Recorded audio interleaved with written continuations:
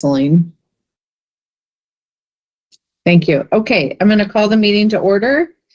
Affirmation of proper public notice. Indeed. Audience to visitors. Would anyone at this time care to make a statement? Audience visitors? This is Gail. I just wanted to let you know that I'm listed under test user. Okay. Good Test morning. user 15 is Gail. Okay, bye-bye. Thank you. Tim Hunt, did you want to make a statement? Yes. Yep. Go ahead.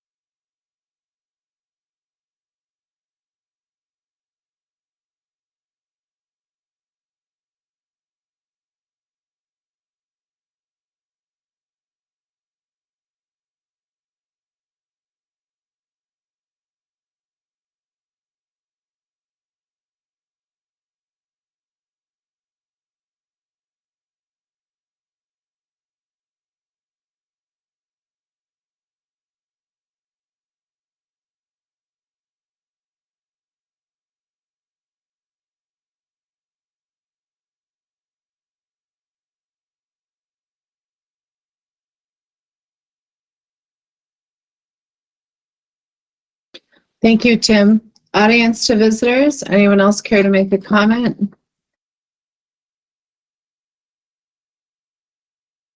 Audience to visitors, anyone else online? Audience to visitors? Yes, sir. My name is Merwin Cunningham, better known as Doc Cunningham, and I'm here in the public comment section. Yeah. Okay, I'm here in regard to the property listing for tax property that's being sold.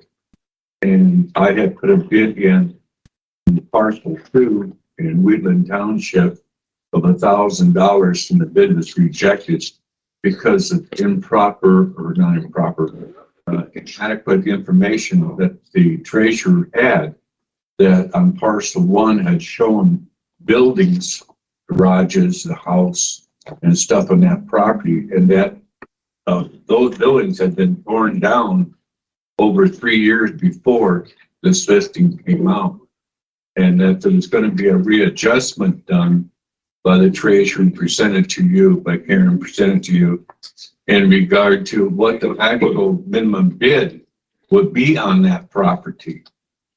And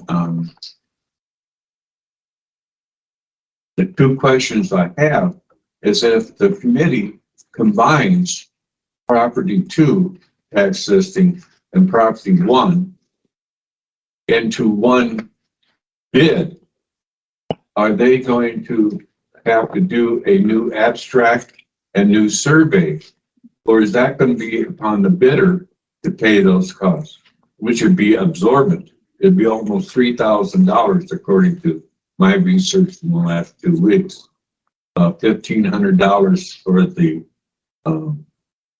survey alone to make it into one. Or would it be advisable to simply look at the matter that due to the information was available to Karen, which was not her fault, I mean, it hadn't been updated, that the property minimum value should have been around $1,400 instead of $14,000. And the person had bid $2,000 on that property, not me. I don't have a desire for it because that property is also with Mr. Gitry, a neighbor who is a vacant lot now, is in a legal dispute with Leroy Jakeson at the time of his death over the property line separating their property. Mr. Jakeson had an old garage that sat partially on the Jakeson property. There's additional costs that may still be pending. I don't know. I haven't researched the court records to see where Yetri went with the matter after Mr. Jakeson died. So there's an absorbent. Is that going to be on the bidder? Or should maybe possibly the county committee just decide that based on the route and information that's available to the treasurer to readjust the bid and possibly recontact the person that did $2,000, which is $600 over the value, grant that bid to them. My minimum bid on the parcel 2 was $540. I had bid $1,000 on this, and my bid got rejected. I guess I'm boiling down to it. I don't quite feel it's fair to me in competitive bidding now when a person coming up, this comes up again, they know what I offered for parcel 2, which was $400 and some higher than what the minimum bid was. I also know that they bid $2,000 on the property.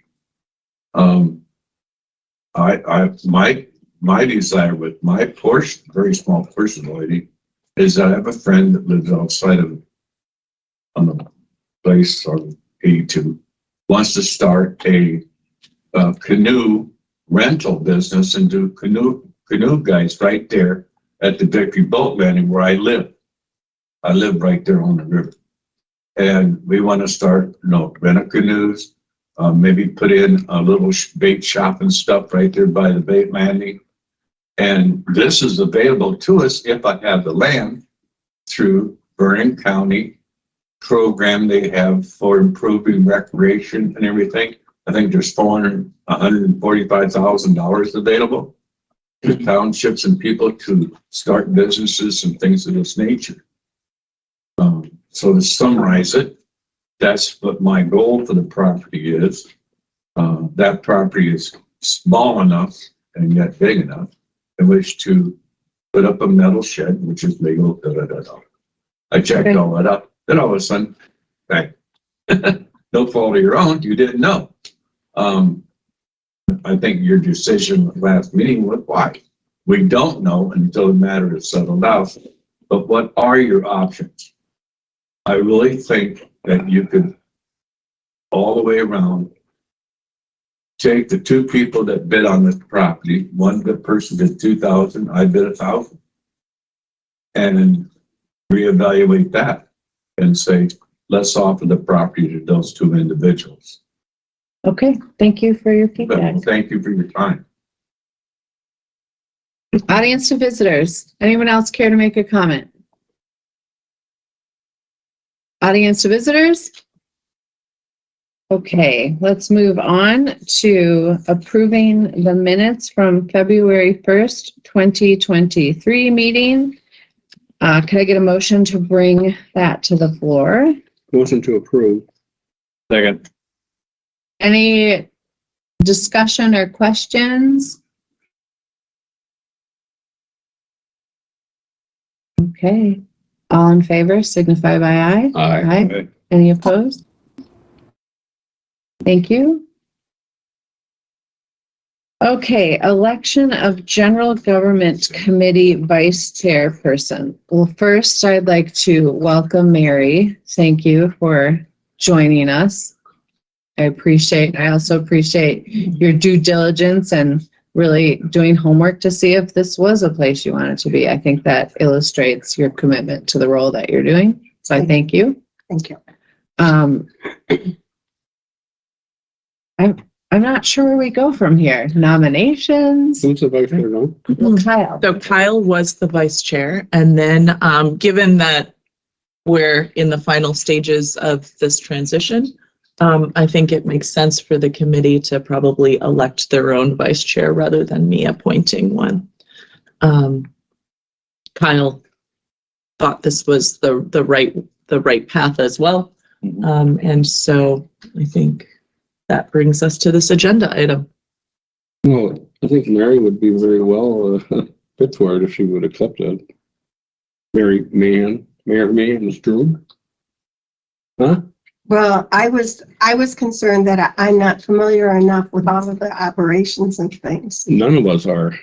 Yeah, this is kind As of the newest person.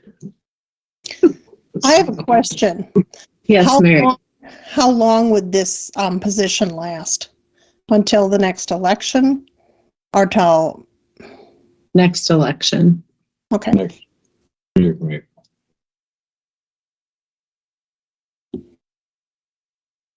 I think you can do it, Mary. Well, nominate Mary. I'll second that if she's interested. She's capable.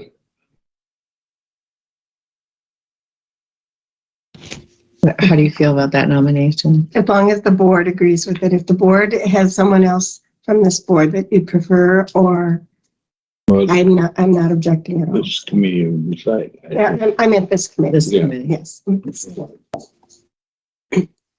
Well, all those in favor of Mary being our vice chair signify by aye. Right? Aye. Any opposed? Thank you kindly. Okay. But let's do this. Vouchers. Clerk of Courts, first on our list. Okay, so for clerk of courts, we have a total of vouchers to be paid of $19,366.95. These were in your packet for review, and I'll pass them around now. Could I get a motion to bring the clerk of courts vouchers to the floor? So moved. I'd Second. that. So Oli and second by Mary. Sheila, this seemed pretty regular. Is there anything you want to highlight for us? Nope, they are fairly regular bills. Usually pretty much every month. Sometimes it's just a little bit higher. Sometimes it's just a little bit lower. Okay. Any questions or comments for Sheila? Mary? I Brittany? do have a question, just for my own personal knowledge. When we have guardian ad litem, what determines what children we do that for? Well, the bills that we're receiving here are from the Register and Probate Office, so I don't deal with those files, but by statute, a lot of these are coming from what they call a Watts review, where we have guardianships, and those individuals have the opportunity to have their status and guardianship reviewed yearly. So we have that. We do have juvenile CHIPS cases that require guardian ad litem. And basically that's it, right, Evie? Yeah, in a nutshell, that's it, Mary. It's any minor children, any minors or incompetent adults who are in a court proceeding are by statute entitled to a guardian ad litem to speak up to their best interests, and then the court and the county are required to cover those costs when the assets of that ward or individual are insufficient. Okay, I just wondered for my own knowledge. And then the other question I had was, what is Steps for Change? Step for Change is individuals that are peers for our recovery court program, and that is a grant match from the state. All right, thank you. Yep. Okay, so all in favor of approving clerk of courts bills $19,366.94 signify by aye. Aye. Any opposed? Thank you. Then we have county clerk. My understanding is this ran through Wednesday checks, Going to, or it's going to? not completely sure, but it has to be here because there's one reimbursement for me. Okay, the total for county clerk vouchers is $23,786.16. Can I get a motion to bring it to the floor? Move. Second. Dave, second by Ole. Okay, other than your reimbursement, Jerry, which we can touch base on, it seemed pretty regular. I think it was some ballots maybe. I was Command Central, those are election ballots. Yeah, it's ballot cost. They can, don't mind me stepping over here. I do not. Bear Graphics is election stuff. That's ballots. That's advertising it. The For the Hillsborough election. Central, you have to go through this column to get it in there. Does it make Election. any difference whether it's Election. Wednesday checks or regular checks for us to approve, or what's the process? She just made a point to tell me they were Wednesday checks. Dog tags, so it's pretty much standard stuff. I don't quite follow that Wednesday stuff myself, but we sent them up and said, like, I need some of these. The column one was actually from way back in November, somehow got missed.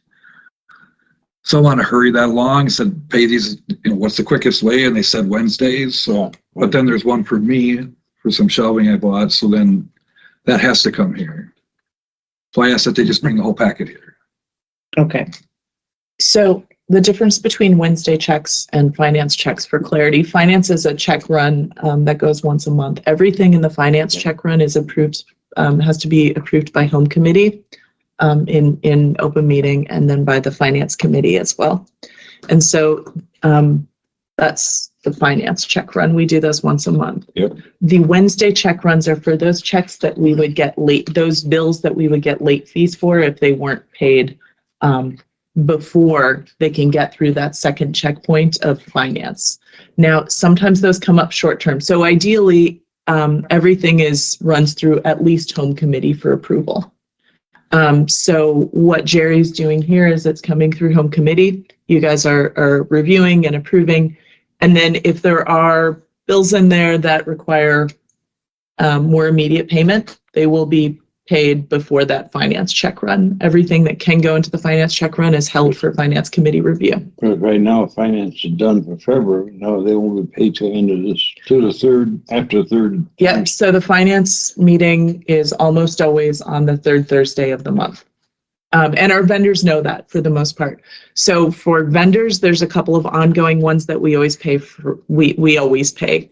Vernon Manor, for example, Aramark gives us a discount if we pay weekly. Well, So stuff like that. Sometimes it's, and so there's some that will run through because the vendors cannot wait or will not wait, or there's a downside to waiting. but somebody on the committee approves the Wednesday checks. Someone on the committee approves a Wednesday check. Now, if a Wednesday check comes up sort of with short notice, so the home committee meeting has already occurred for the month and it needs to be paid sooner than that, then the department head will reach out to the chairperson of the committee to review and sign off, so that we still have a sign off from a supervisor in writing for the auditors. So I get a call by every Tuesday from Mhm. Vernon Manor, Uh-huh. Vernon Acres. Yeah. Yep.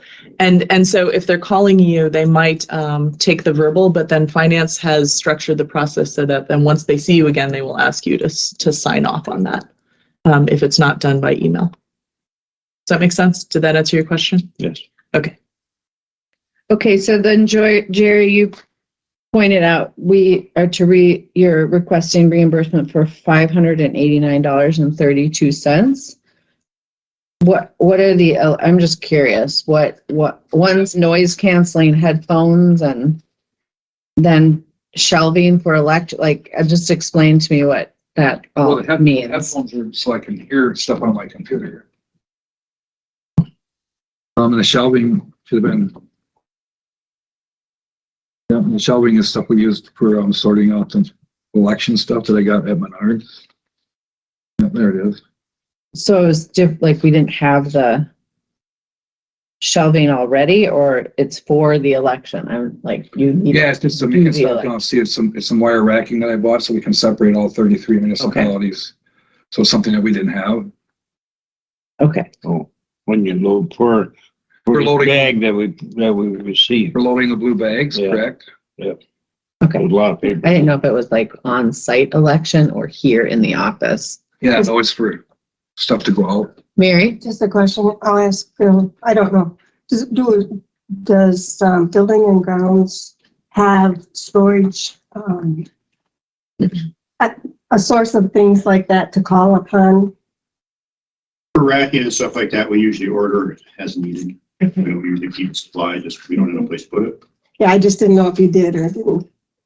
Yeah, and I checked with Steve to see if he thought there was anything. I did repurpose something that was in the office already. Mhm. With smaller pockets, that's working really well for other. Get into those bags, a lot of it. So. Somebody pass me. Well, it's still fine, unless people wanted. Mary, do you have any questions? No, I don't. I Okay. think that he probably needed it to organize his things the way he needed to organize them. So sounds good. Okay. So,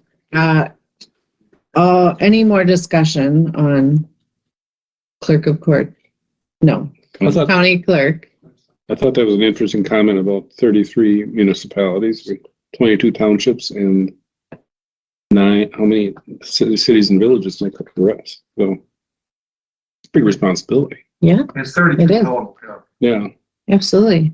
My question was more, was it to do the election or was it in-house? That was more just trying to understand, like if you had to take racks to an election Oh, site no, or something. Base here, it's set there permanent.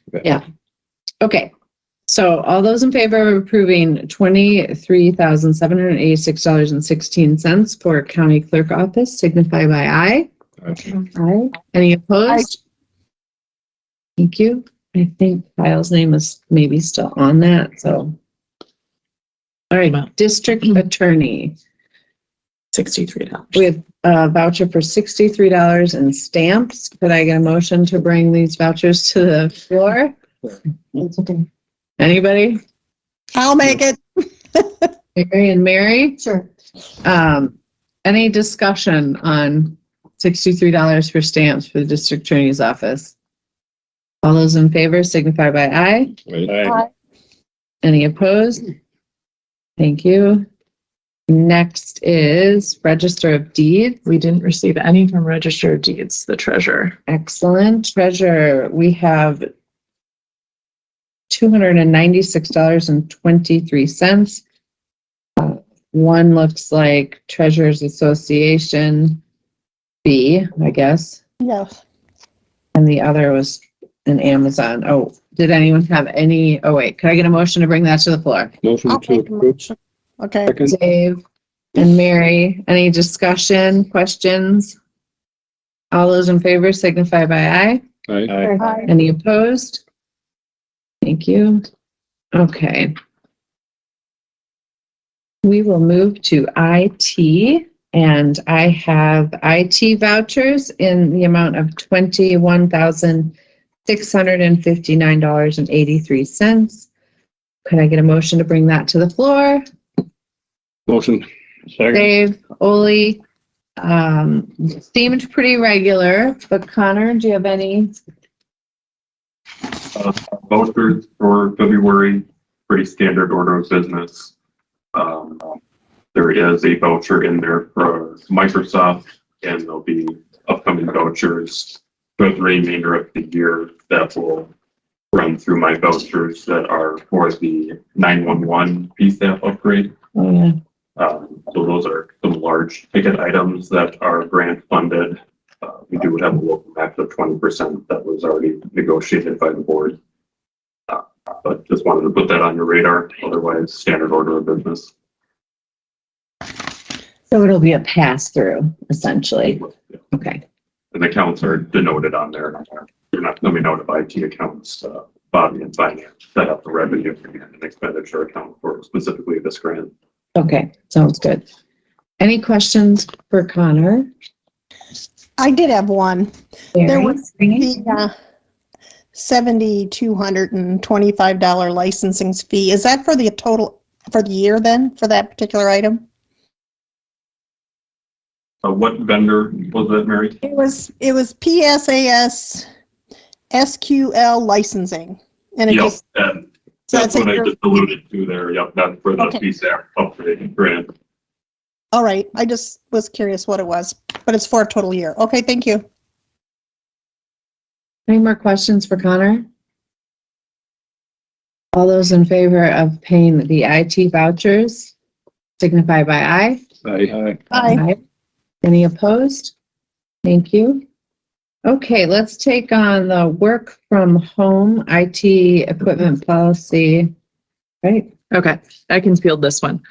So as most policies are, they cross departments. And so this is an IT policy that's also an HR policy. Most of you on this committee are going to be familiar with it because it came out of personnel and admin committees in 2021. But now that we are a few years into this, requests are bubbling up again. And so I bring this before you just to partly for committee awareness and support, but partly because organizationally, where we're going to be moving forward is there will be an interim, and then Connor and Tricia will be in the position of telling their peers yay or nay, which will probably lead to when a department head may disagree with that, they will go to their home committee. And so this is to make this committee aware of the policy that we have that's pretty well written. And you can review it and make changes, of course. But basically, when this was implemented in early 2021, the intention was to bring people back to the office after a stretch of work from home for COVID, with the thought being that public access is important, and it's hard to necessarily have public access or be in public service remotely. And so the intention was also on this to be really clear that that taxpayers not pay for multiple offices for the same person. And so, like I said, these have bubbled up from departments. It's been a request from a number of departments. And so far I have said no, unless it leads to savings in office space or productivity. The no's are not always welcomed. But this is your policy, and I want to make you guys aware. It's here if you want to change it. Otherwise, I would encourage the department heads to follow the policy as written. But I leave that in your capable hands. So the purpose is to give us an inform, because this is a potential area where these two may need support, and this is their home committee. Yes? That's right. Okay. So our homework is to review it again, to be informed on what it is. Well, how do you feel about that, Tricia, your department heads? You feel like have any feelings one way or the other on our policy? I'm just receiving it, so I would But like time to Tricia review. has reviewed the employee policy manual several times. Correct. Is this in our personal policy manual? And it is on the shared drive for all, which everybody has access to. Hey, Connor, you got more experience. What do you feel like? I feel like this policy reflects the intention that the committee set forth when they enacted this policy to try to bring individuals back into the office. It also reflects the best interests of the taxpayers and funding equipment as well. There's a lot of implementations and replacement schedules that have to take, you must take account that our equipment must be replaced every 5 years, and the more setups that you deploy throughout the counties, the higher cost in the long run. Okay.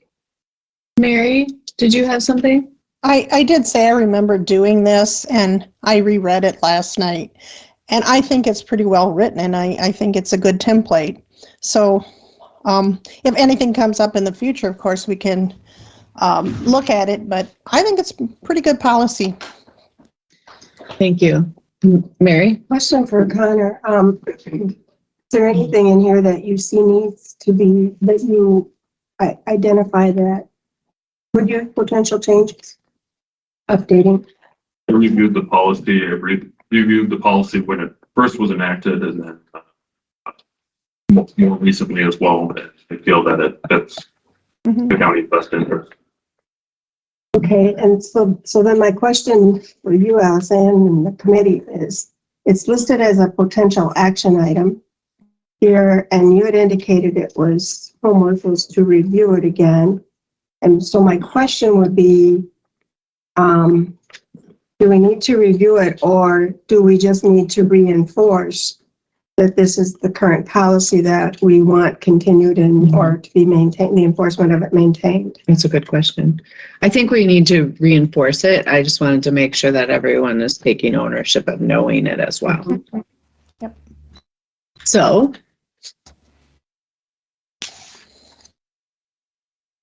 can I have a motion to, I'm not sure how we word that. Just,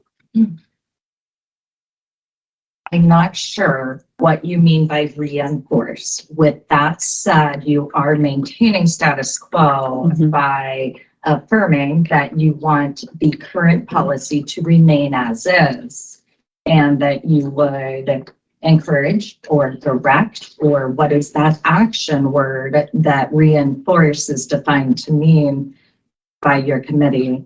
Do you want to reach out and direct department heads to be aware of and make sure you're following the policy, or what if any action is transpiring here? Or is it merely an affirmation that this policy remains as is, in which case there is no motion or action? Okay, thank you. Mary? Well, that was just what I was going to say. If we're not changing anything, we're just saying this is a good policy, but I also wondered, I think Tricia said she hadn't had a chance to look at it.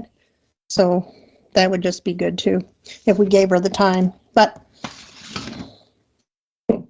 Has the document worked for you, Carrie? I think it's a good document. A lot of time was put into researching it. In February, when we did do it again, it went through 2 committees then. I bring it to you for awareness and for review and affirmation, because these requests are bubbling up more and more from a number of departments. This is in place before you came here, correct? No, this was put in place in February 2021.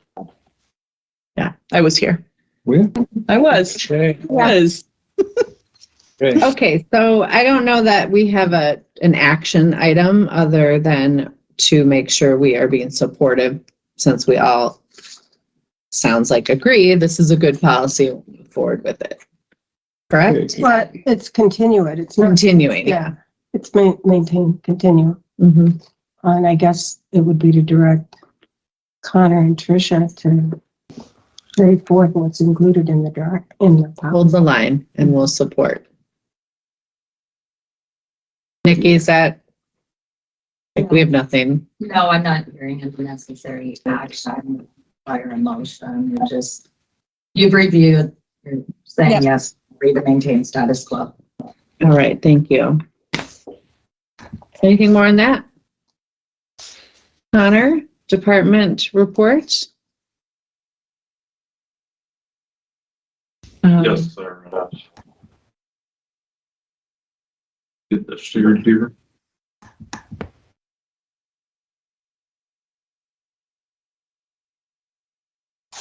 Help desk report. This is an overview of the tickets opened in January, February, which just concluded, and then February of 2022. We had 271 tickets opened in January, slight decrease in this month that was concluded in February, which is 225, which can be expected as February is a shorter month by nature, as well as the few less projects up in the air in February as we do in January when we implemented the software suite for the sheriff's office. Last February, we sat at 205, so slight uptick from last year.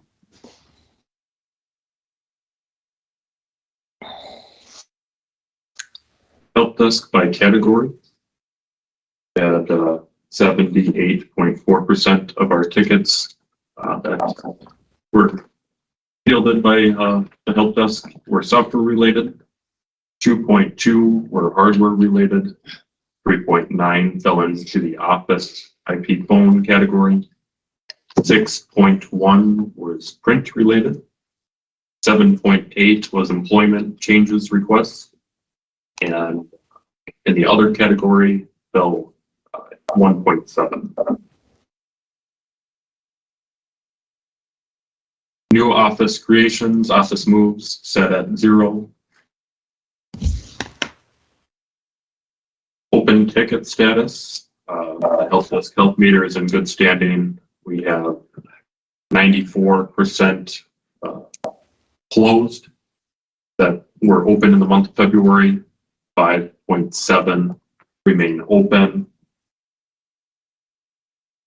225 were open in the month of February. That leaves 13 outstanding as of today. February just concluded yesterday. So catching up on that. Our device replacement schedule. We have 7 devices implemented out of the 35.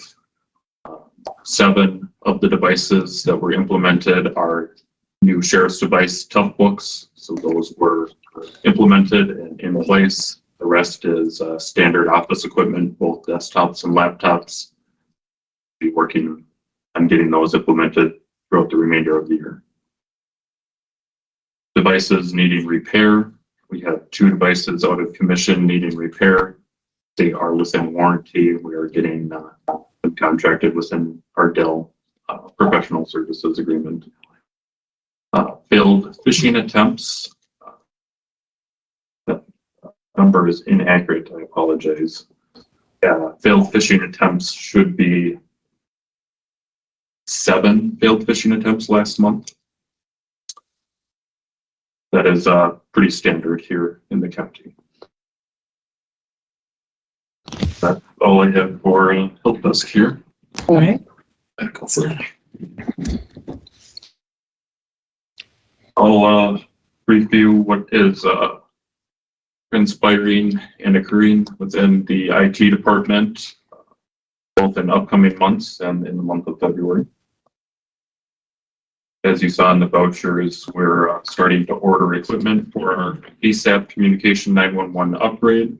This is a very hefty project and very involved project by both the IT department, Bruce in our dispatch center, as well as numerous external vendors that we have partnered with, Eventide for recording, Microsoft, Baycom.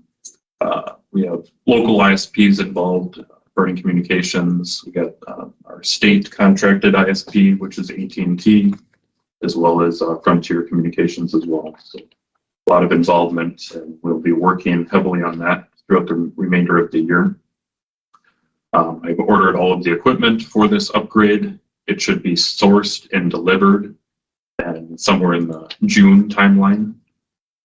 After that equipment is sourced, there is integrations that need to occur with the vendors within the hardware that is ordered. After that is done, we set up the networking side. We do some testing, implementation.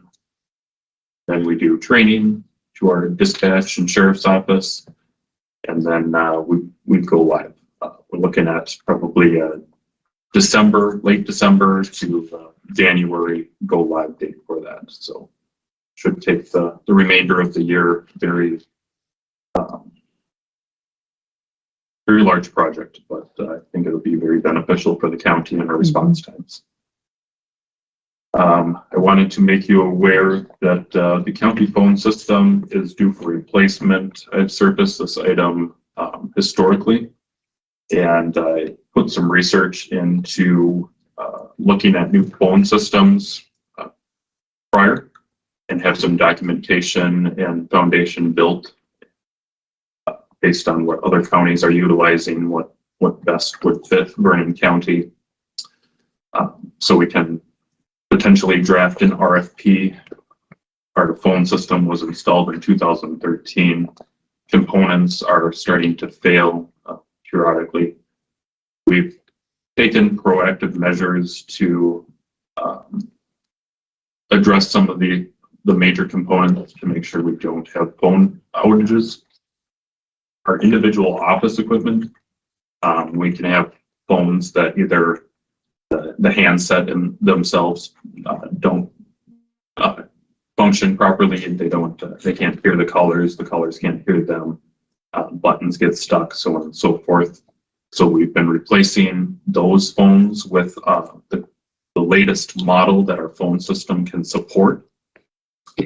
And some research, it was decided that it's in our best interest to replace those with the latest model that our phone system can support.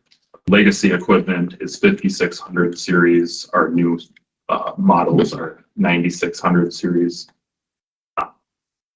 And if we upgraded with the same manufacturer, we could also use that equipment that we've invested in for replacing antiquated equipment, and it would be backwards compatible, so that would work well for the county. Unfortunately, I wanted to advise you on some recent breakthroughs within our phone manufacturer. We currently run an Avaya system. I was notified by our account rep and other parties as well that Avaya filed Chapter 11 bankruptcy on the 14th of February. Therefore, they're not going to be producing any more equipment. I was notified that they're restructuring into a private firm with a larger focus on cloud-only products. I'm not sure if that best fits the county's interest in our current state, but I will definitely be evaluating the options that Avaya has to offer. With that said, that's unfortunate circumstances because we've invested some money into upgrading those phones they're antiquated and failing. If we move to another manufacturer, those are most likely a non-supported phone, so it's going to be a complete replacement of all the entire county phone system. So, Do you have a timeline on that? Well, I'll have to go back to the drawing board of what was initially gathered because a lot of the other counties actually used Avaya as well. And this is bubbling and surfacing up to the other counties as well, and kind of changes their workflow and how they will prepare for that change. I'm going to, reach out to other counties, municipalities, school districts that reside in local government and figure out what they're using for equipment. And I've done a lot of that legwork already. They have used Mitel, ShortTel, Cisco phone systems and whatnot. And then we'll just have to consolidate all of those results and then draft an RFP and go from there. Okay. Looking at probably a 3 to 6 month timeline on getting all that preparation work drafted. And this would be an out of budget item, so it would. That's why I wonder, could it go to next? Could we limp along till the next budget cycle?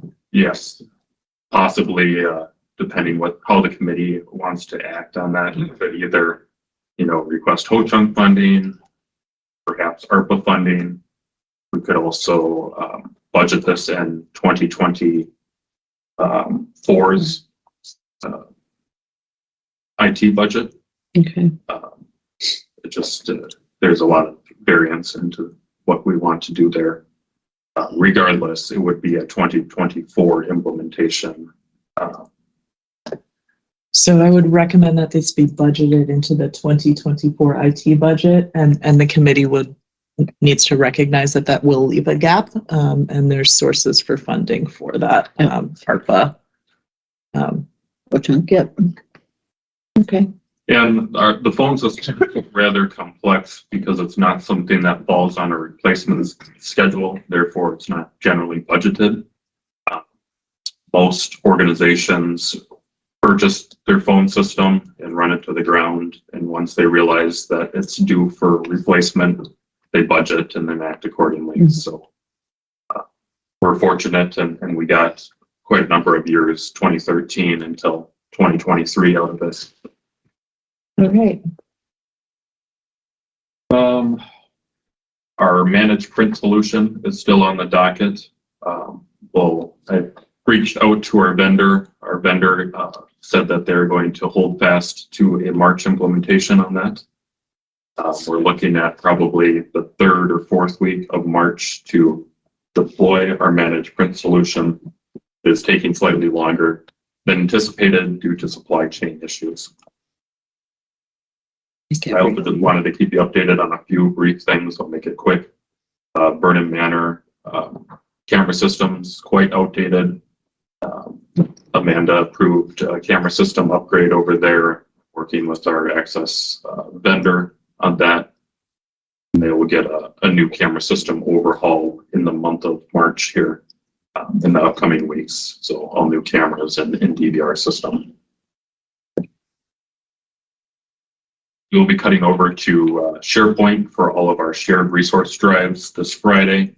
This should be a minimal transition for our department and county, simply moving from on-prem file servers to SharePoint, just as we do now with personal documents and emails within Microsoft 365. Simply moving away from the letter drives to SharePoint repository. There'll be a slight mapping relocation in your file explorer, but there'll be added functionality and collaboration as well. And I just wanted to keep you informed as well. There's been some further guidance regarding government domains. Mm-hmm. We currently operate on a .org domain. We've operated on a .org domain since the county established domains, is my knowledge. The federal cybersecurity agency is recommending all local government to .gov domain, simply because it's further regulated and you're able to verify the validity of both the sender and recipient, rather than a lot of our local municipalities and townships operate on Gmail accounts or free email accounts, and .gov would give further clarity on who is actual local government and who is using it with a phishing attempt or a malicious intent on their part there. It is free of cost for us, but it's an organizational change for us that we would have to think through. This would include rebranding our website to .gov and all of our email addresses. So if there's advertising costs involved in that, that is something that I would like the committee to look at how they would like to proceed there. We also have on the back burner website redesign that is free of charge to us. That is negotiated in our contract when we initially signed. Somewhere between this year and next year, we can redesign our website. I think if we do proceed with redesigning our website, it would be the most advantageous for the county to also rebrand to a .gov at that time. Okay. Just wanted to update there. And then I will be attending 2 conferences upcoming this year.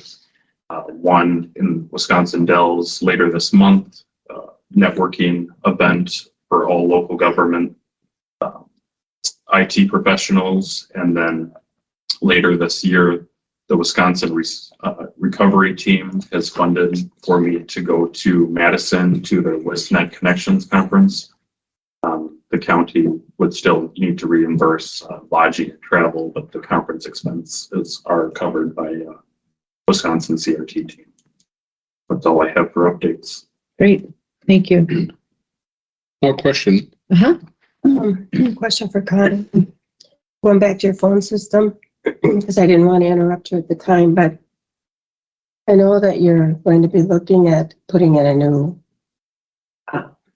computer system for the countywide.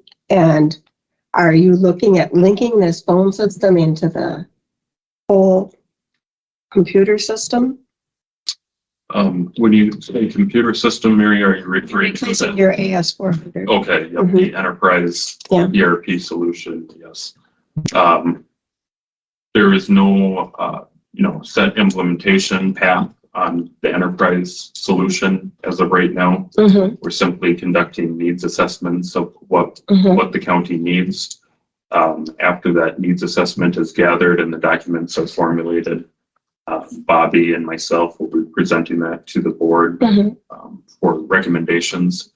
And then we can set forward on a path on how to proceed with that. The phone system would be a separate implementation, and there would not be any needed integrations with a phone system versus an enterprise system. You don't want to integrate them, or you think it's best not to? To my knowledge, there is no integrations that occur there for other counties or integrations that would be any meaningful value to the county.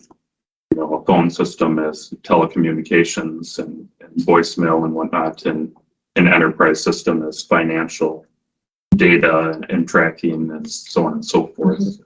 And as far as integrating and having them interjoined, I mean, there's no overlap there for them to communicate with each other. What about VoIP?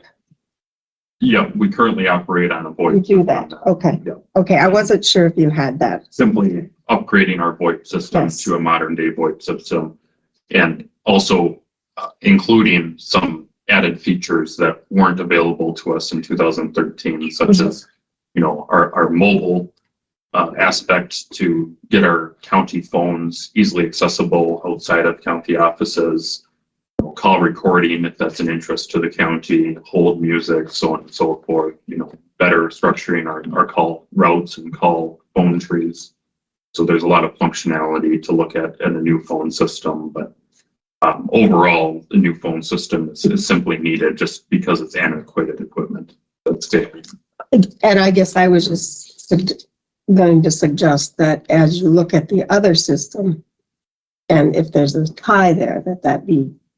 Yep, I will certainly, evaluate that, and if there's integrations to be made there, we can certainly look at that. But to my knowledge, and I worked in other organizations, and the phone system was never integrated with the enterprise system, and I don't see any overlap there. But I will definitely be on the lookout there.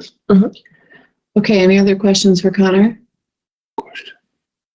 And I didn't know what VoIP was. VoIP? And Voice and internet protocol. Gotcha. Okay.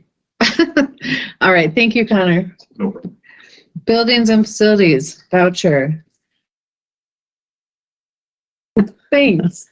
Okay, I have a total of $12,656.13. Could I get a motion to bring that to the floor? Move. Dave, Ole, Bill, do you have anything? It looks super standard. The only thing kind of out of the norm is the water treatment for our boilers. We don't do that, but the majority of it's utilities. That the Great River water treatment. Okay, any questions for Bill on these vouchers? All those in favor of paying $12,656.13 for buildings and facilities signify by aye. Aye. Any opposed? Aye. Thank you. That's actually the total in that little sheet of rates. Okay. Carrie passed around the county farm contract. So And this one's- who's taken this lead? You? Well, this one's pretty proactive. We talked about it a little last time, so I've provided you a copy of it. Mary, I just got this. I will fire that off to you and I will share the screen now because it wasn't in your packet. Please include. Okay.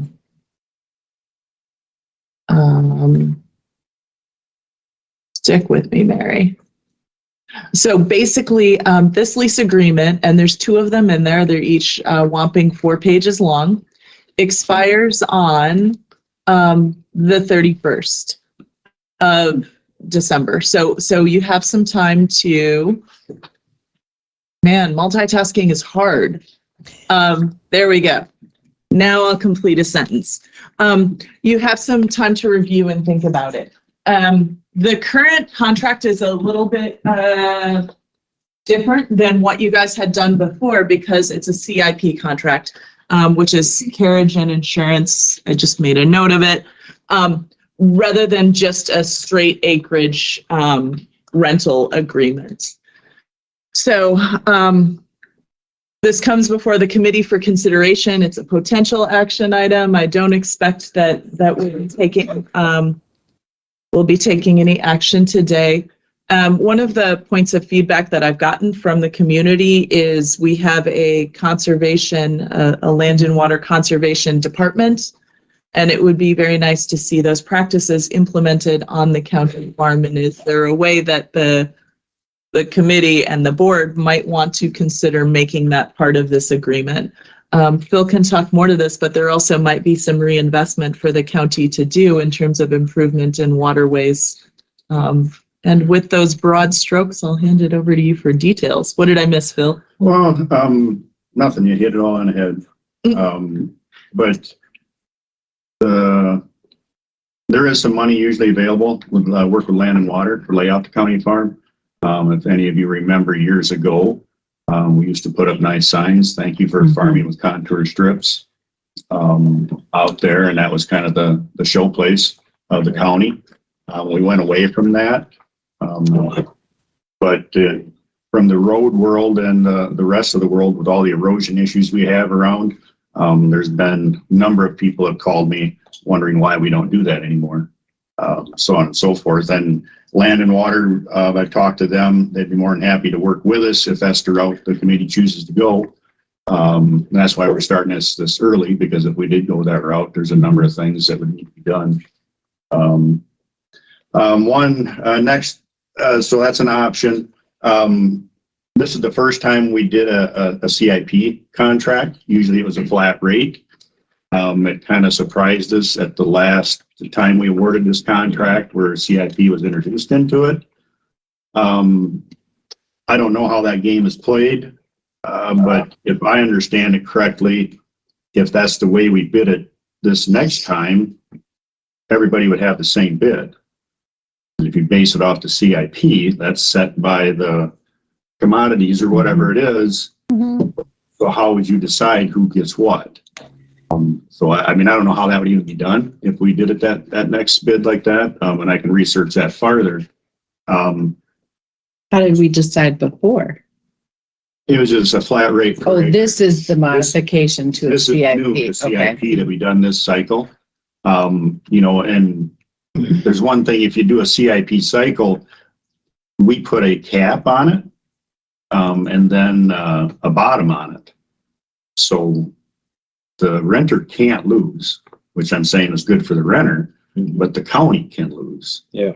If, the CIP is $450 and corn's selling at $650, if you bid that the next year, that person's going to bid based on the $650, not the $450. So potentially we can lose money, and we have a bottom on it. So if it falls, we can't make any more money. And I'm not saying that's what we should be about, is making money, but I'm saying that the CIP, I don't understand it, so I don't want to elaborate on it too much, but it's something that we need to research. So who brought the change from a flat rate to a CIP rate?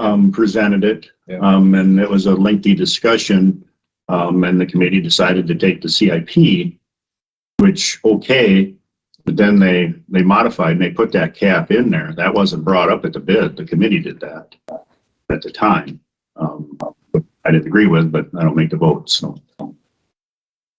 And they only had one person bidding? Like how They did had they? multiple bids. They only had one person bid off the CIP.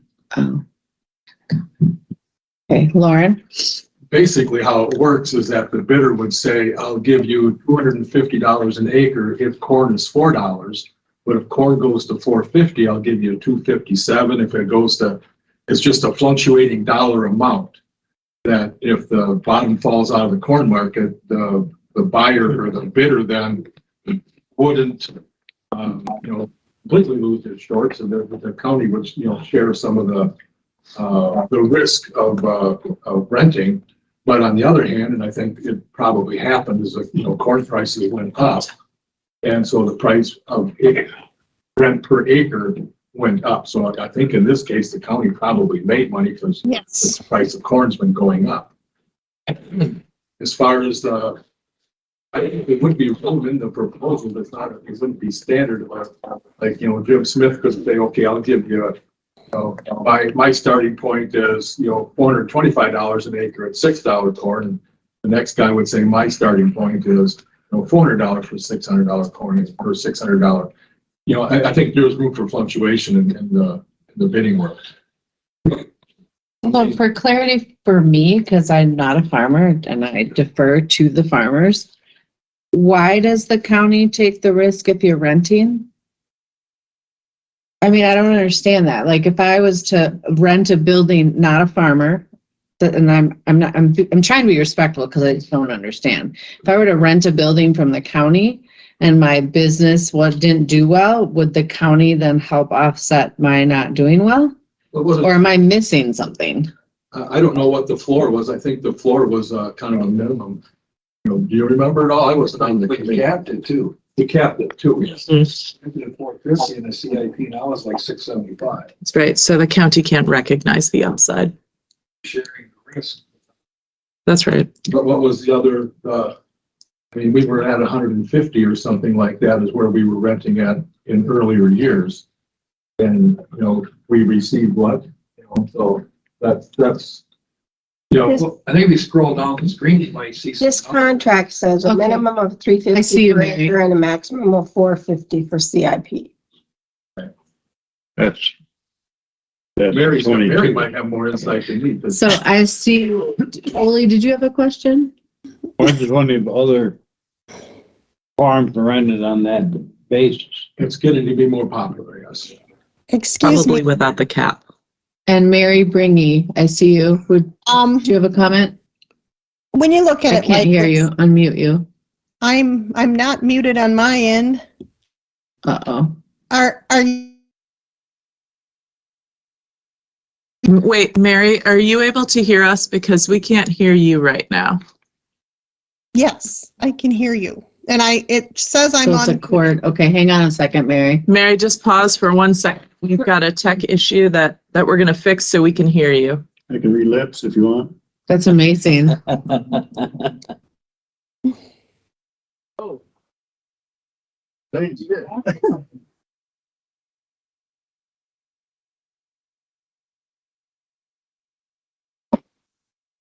Yes. Try it now, Mary. Can you hear me now? Surely Yes. can. Okay. This is just a risk management tool, and it's used a lot in agriculture lately.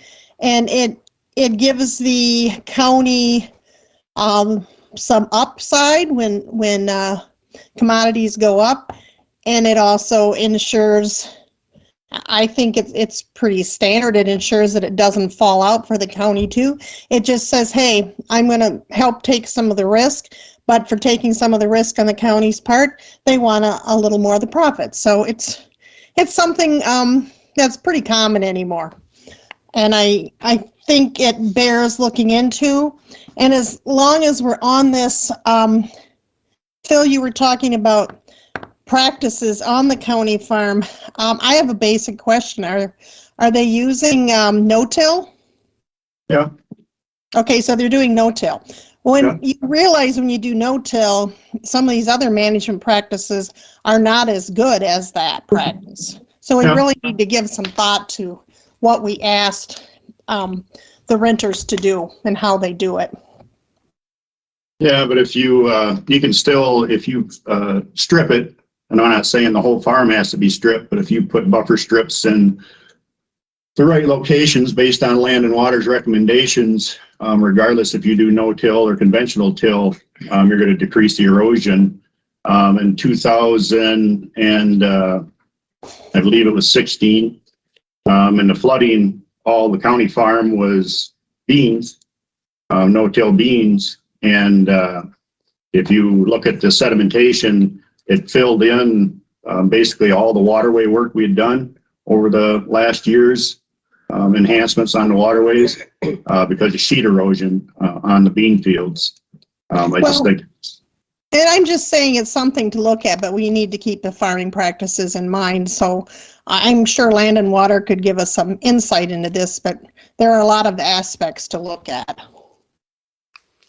And I would agree with her. If you look on number 5, it says maintenance of property waste, and it points out the husbandry and following conservation practices. They have to have a 590 nutrient management plan there.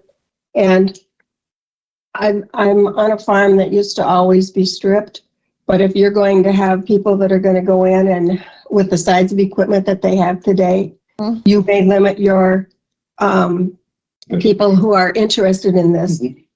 If you go back to that, because the equipment that's out there now is larger than that requirement. Any erosion problems now in a couple of years? Now it stays in corn and we don't get 8 inches of rain. The value of an acre of alfalfa is right now far less than an acre of corn. So we'd be charging the same. Yeah, but are we interested in making money, or are we interested in practicing what we preach? Because like a year ago, you could book corn for $7.50 a bushel, and right now it's around $5.50. So it's a very risky. $6.30 actually. So where do we go from here with this? More information? That's I don't work. You know what information do you want me to try to get? Because it depends on which side of the tracks you talk to. If you talk to somebody who wants to farm it and put in alfalfa or oats or peas and oats or whatever to feed for agricultural purposes, obviously they're going to want to do it this way because they can't bid on if they're seeding it down. There's no way they can afford to bid it because it takes a 5-year turnaround to make your seeding program work, where people are just going to crop farm it as a commodity. And the same thing, they don't want to mess around going in there and try to seed strips. This is a 5-year contract, correct? It always used to be a 3-year, and I actually think years and years ago it was 2-year, but now it went 5-year as part of the CIP agreement. We listed it when we bid it or put it in the paper for an RFP. We put it in there as a 3-year contract, price per acre. Both farms, are they separate or? They're bid separately, but east and west farms. Yeah. Just for your reference, about the highest farmland rental right now around here is clipping on $250 an acre, but most of it is between $175 and $200. Okay. And there was another point too, but I think Lauren. What's that? Did you have another question? No, I just have a comment. I agree with Larry. No-till done right is very effective. No wrong is very destructive. And you can do no-till, still employ a lot of conservation practices with filtered tips and all kinds of different things that you got pollinator strips. It's a proven fact if you take a 300-foot slope and you take 10% of that and put it into a strip, you cut your erosion 90%. And these are all facts that they have at CS office and over at Land and Waters. And at noon there was a Grassland 2.0 conference at the vineyards that I'm going to go to that have just an amazing amount of information that different things that you can do that you would never even believe would cut erosion, but it's tendency. Mhm. So I'm 100% agreeing with Mary. No-till done right is really good, but no-till done wrong is about as bad as you can get. Yeah, I rent out farmland for any no-tills, and it's some of it's pretty steep, and it's amazing. It we don't get any gullies or washing. That's a good Yeah. question. Do we have a say in when we hire someone, how they're doing it? Is that part of the contract? Like we can tell them whether we want no-till or strip, or that's part of it? I think that's what we're trying to sort through. And ensuring how does land and water get involved, whatever path we go to make sure it's meeting the standards, right? Is that what? Why don't we get their input maybe for next meeting or 2 meetings Okay. on this subject? How does that sound?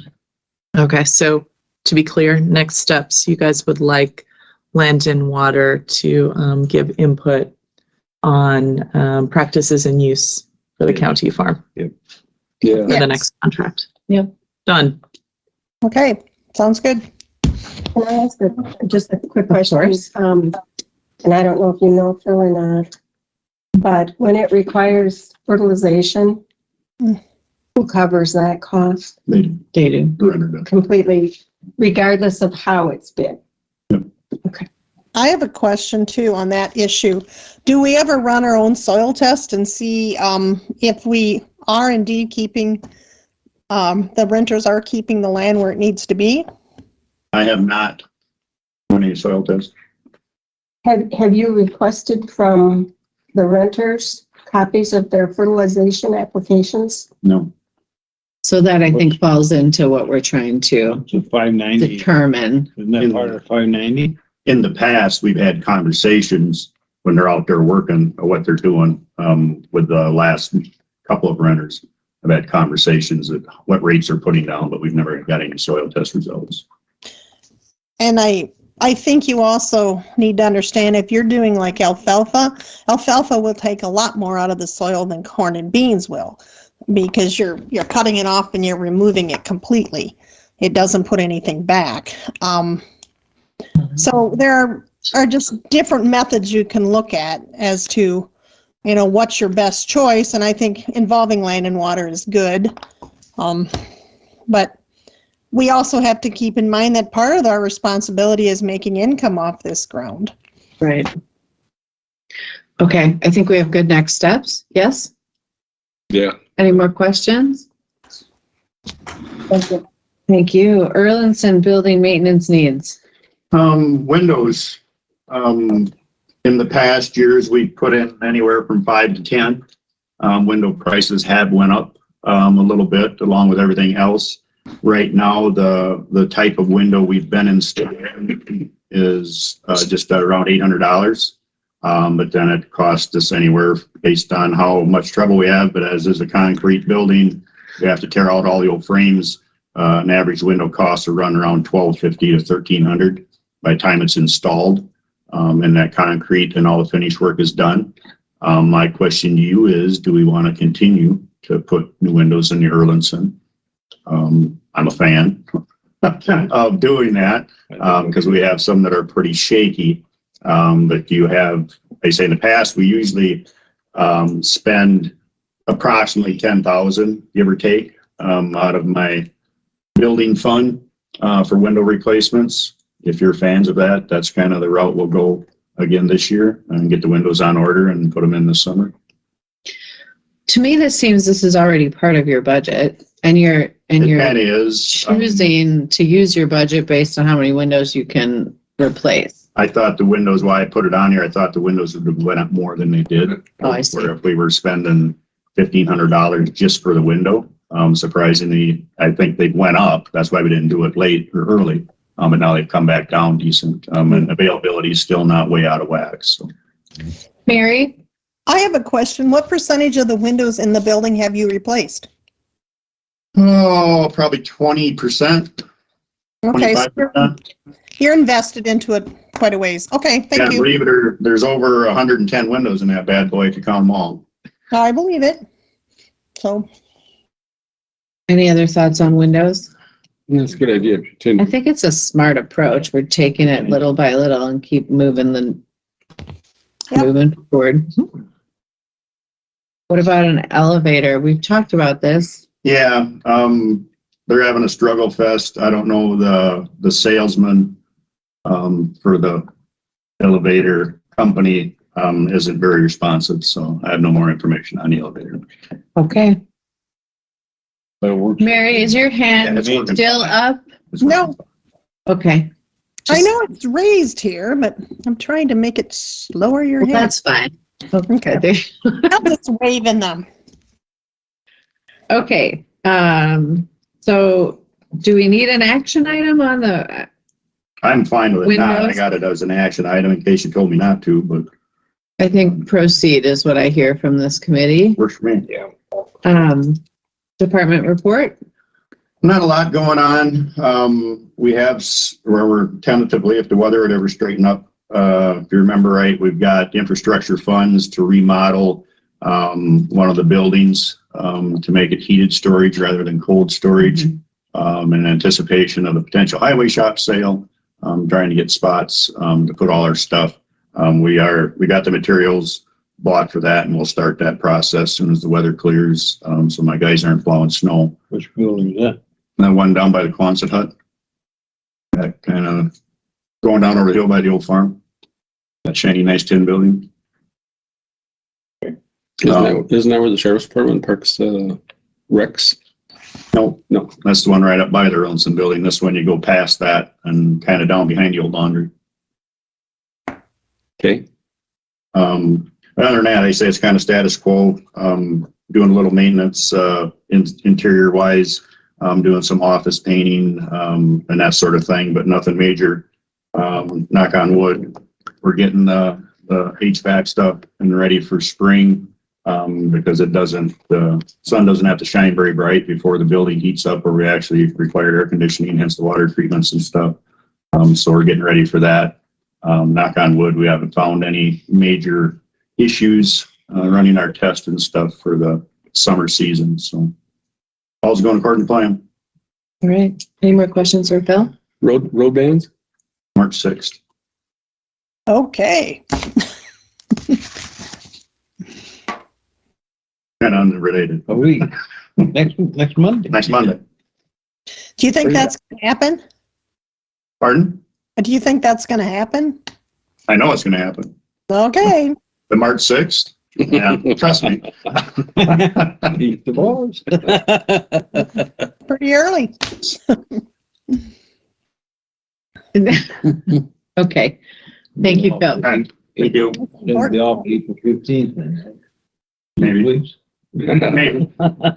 Okay, legal vouchers. We have to AFTLA, $11,199.25. Could I get a motion to bring Corp Council vouchers to the floor? Human resources. Oh, No, legal. You're ahead of your time, Dave. okay. Can I, So move. Okay. thank you, Oli. Second, Mary. Nikki, anything looks like most human services that, I think Same as- this quo. yeah. That's right. anyone have any questions for Nikki on her voucher or Corp Council on vouchers? Okay, all those in favor of paying $11,199.25 signify by aye. All right. No, same sign. Thank you. All right. So definition of authorized signers on behalf of Vernon County, Carrie. And this is kind of a legacy item on the agenda. As you guys reviewed the notes, you probably noticed that Nikki is reaching out to the department heads to understand their needs as you guys guided in the last meeting.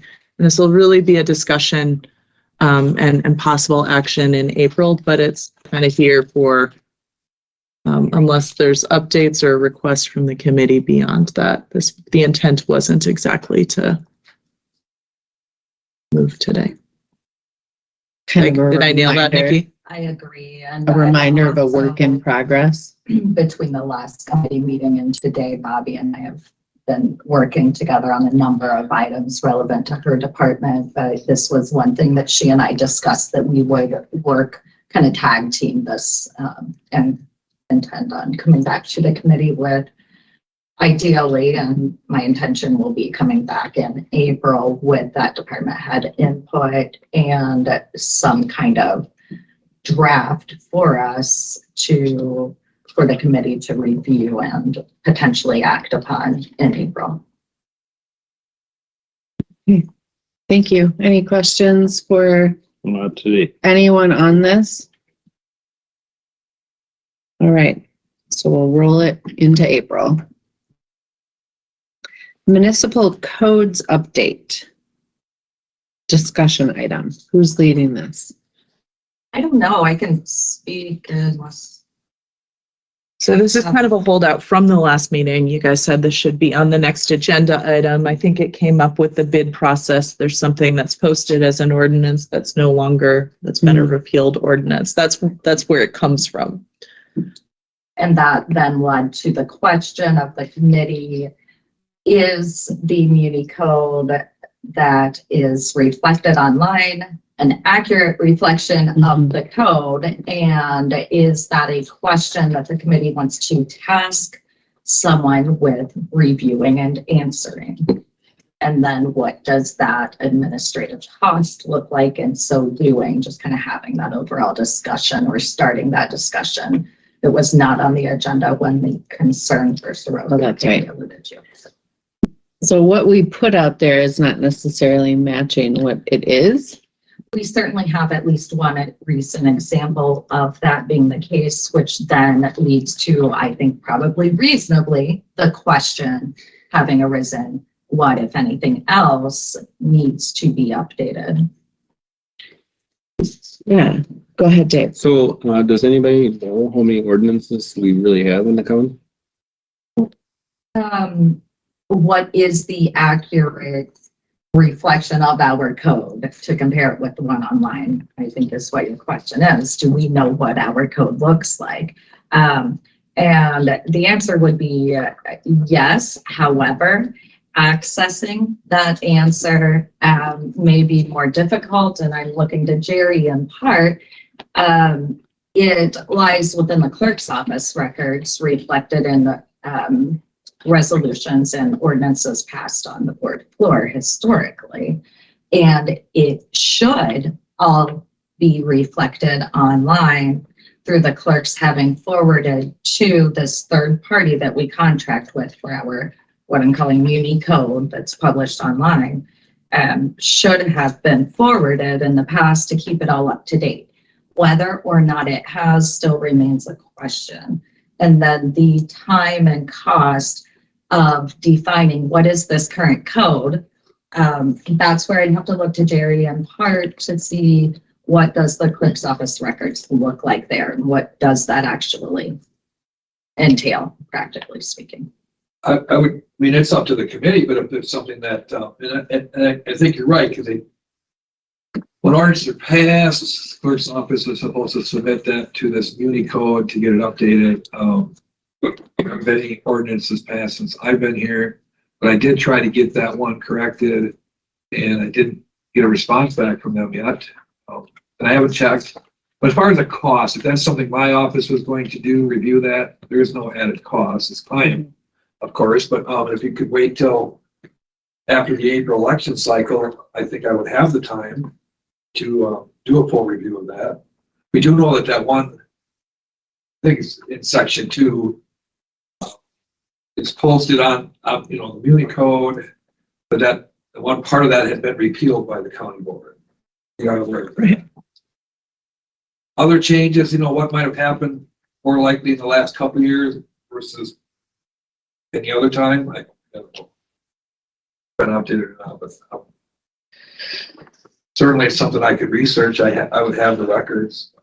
That's up to the committee to decide where they want the responsibility to lie, I guess. But some of the ones that I remember actually seeing in black and white were like the dogs running at large, for instance. That would be on the website.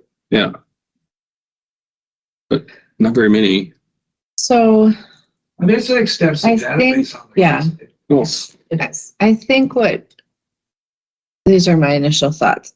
Go ahead. Well, I do have a binder that says ordinances on it that I haven't looked at yet, but Oh, there you go. So at some point, we have a timestamp for when things got put on the website. Like, so there is a moment in time. Those timestamps should not be when they were posted on the website. If you're referring to within the online meeting code and where it has the dates and of when things were entered, that should be reflective of the actual legislative action and the date it occurred. So i.e. when the board passed the ordinance. Okay, so there isn't a good timestamp, like whoever we were to charge this with couldn't say as of this date, look beyond that to see if it's accurate. No. But I think I should be able to reach out to Unicode, and they change hands too, so we don't know, like data gets lost, but to just have them tell me in the last, say, year, 2 years, what updates have we sent you? Okay. Right. And So that could give you a time frame. and that starts to help us see if we can find a place where things got off track. I think it's important because if the public is reviewing and that's what they view so having this disconnect is not good. No, I agree. Would it be reasonable to say like at our June meeting, kind of update on the process so it gets you past the election? It makes sense that to me that it falls in that office because you have the record. That's all I say is if you want me to do it, that's fine, I can do it, there'd be no added cost, but I don't have, we gotta get past the April election in order. So would June be a feasible time to bring an update back to the committee? What does the committee think about that idea? Well, I think we've been in business for 170 years, so there must be ordinances going way back. Yes. How about the strategy to Yes. address? Absolutely. Okay. I don't think there's anything out there about parking horses. I think that's good. Okay. So somewhere I'll make a note, June, And it'll be in the minutes. it'll be in the minutes. And Nikki, if you can help remind the June meeting, that'd be great. Okay. Okay. Thank you. Court counsel report.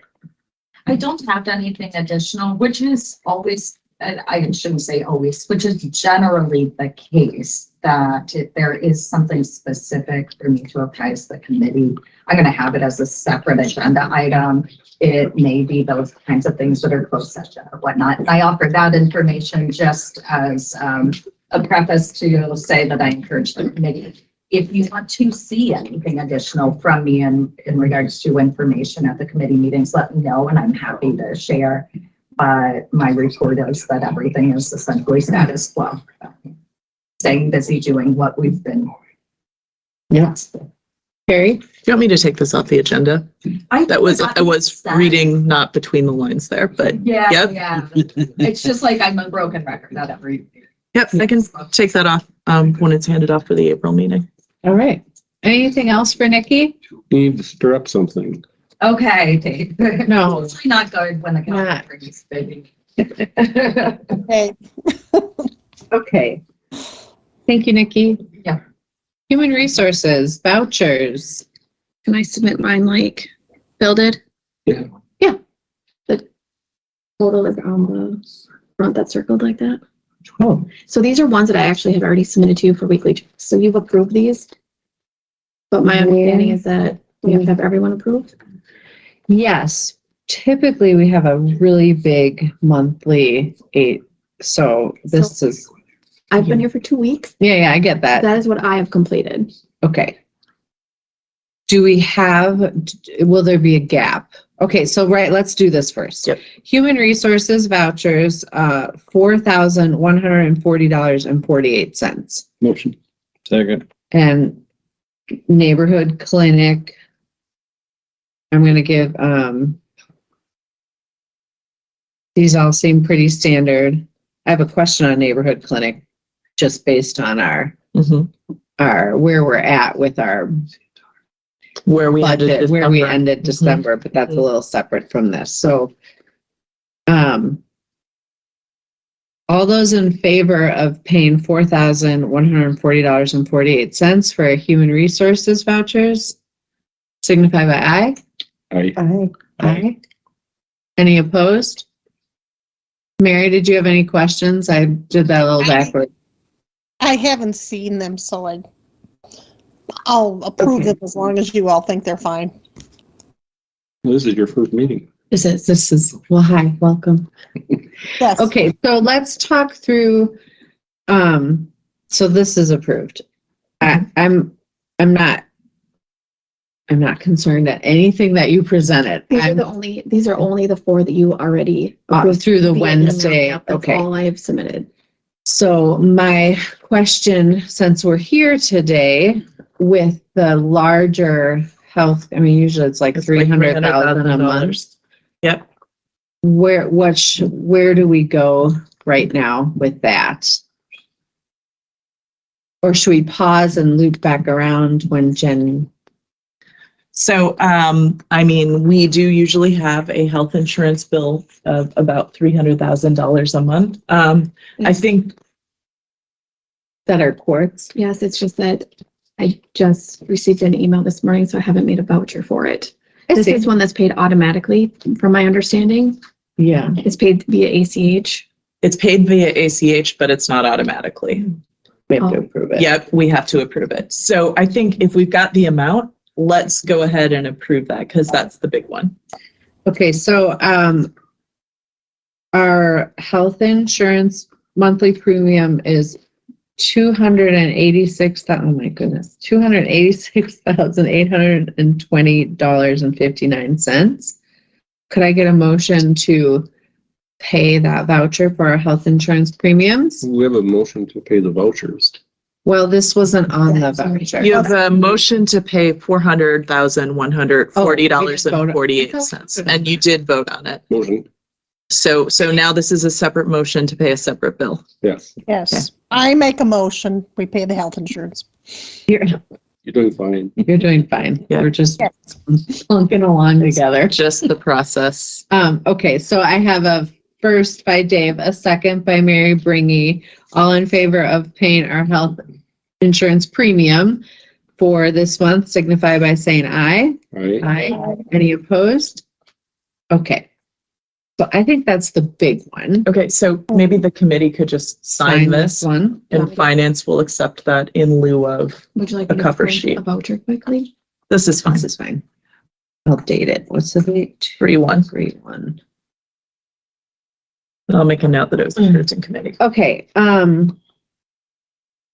if from now until the next meeting, there are other vouchers come through, then you could make a voucher sheet for me to email and we can circulate via committee. Because it's just, this is just part of the growing pains. And I have no idea what happened prior to me being there. That's fair. Then maybe, okay, let me help you with that process before next meeting. How about that? Perfect. I Okay, appreciate it. yes? Yes. All right. So now we have next on the agenda was the late amendment or the amended consideration of extending COVID leave policy beyond 3/1/2023 as a potential action item. Just to remind, we have kept having this come up because we didn't know when the federal emergency was going to officially end. Now we have a date on that of We do indeed, of May 11th, 2023. So that's the date that the federal government has set for the public health emergency to end. It's also the date where reimbursements will end for COVID-related expenses. And so this probably makes sense as a date to sunset this particular policy. For just general policy awareness, this is the 2-week leave bank that was approved, gosh, I think in 2020 before I even arrived, that allowed employees, if they had COVID-related absences, they could use this bank. It was a one-time allowance. And so once those 10 days were gone, then that bank was drained and it didn't come back. There have been, however, some employees that still have time left in that bank and have used that. And so I would encourage the committee to put an end date on it. At some point, this is an end date that makes sense because it is when the federal funding for this would end. I'm glad that pandemic. Yeah. worked. Ooh, questions? Those 30 folks over in the nursing home, the employees that took advantage of it just last fall. Mm-hmm. Do they need to have a doctor's slip or something? Usually it's, just confirmation by test. No one's doing home visits to follow up on them. And it's not just last fall. People have used it still this spring. Really? Can I make a comment, Carrie? It's Amanda. Yeah, please. We currently have a couple of people out on COVID leave right now. We continue to test randomly a couple times a week, depending on whether we're an outbreak. So we get those tests, David, through the company that we test with. So if that helps answer any questions there. Yeah. So it's just not going to be a pandemic anymore. It's still going to be active in the communities. Yes. Mary Bringy? I realize there's still going to be some COVID showing up, but I think we have to have an end date on this. And I agree with Carrie. Let's go with the federal government. Well, and consistently, that's why we have been extending it so that we could be consistent and end it with the federal government. So if we're staying true to what we've been saying all along, now we have a date. Right? Is that Mary? It's definitely what I think. Yes, we have a date. Let's go with it. All right. This is Amy. Can you guys hear me? Yeah. Hi, good morning. Yeah, and I agree with this. I think it's probably time. I think us in healthcare and Amanda, we still are going to be dealing with COVID. I just wanted to comment on the financial reimbursement part of it. I think it depends on the funding that we're looking at because we still will receive COVID funding moving forward in the healthcare entity realm as well. Okay. All right, so I think I need a motion to, we're going to sunset the policy on. I think we have to extend with an end date of, because right now the policy ends today. Yeah. Extend it to Okay. Mm-hmm. So a motion to affirm the federal policy. And I will second that. Yeah. Okay. So the motion is extending COVID leave policy to May 11th, 2023. Dave makes the motion. Mary Bringy seconds. Any more discussion on it? All in favor signify by aye.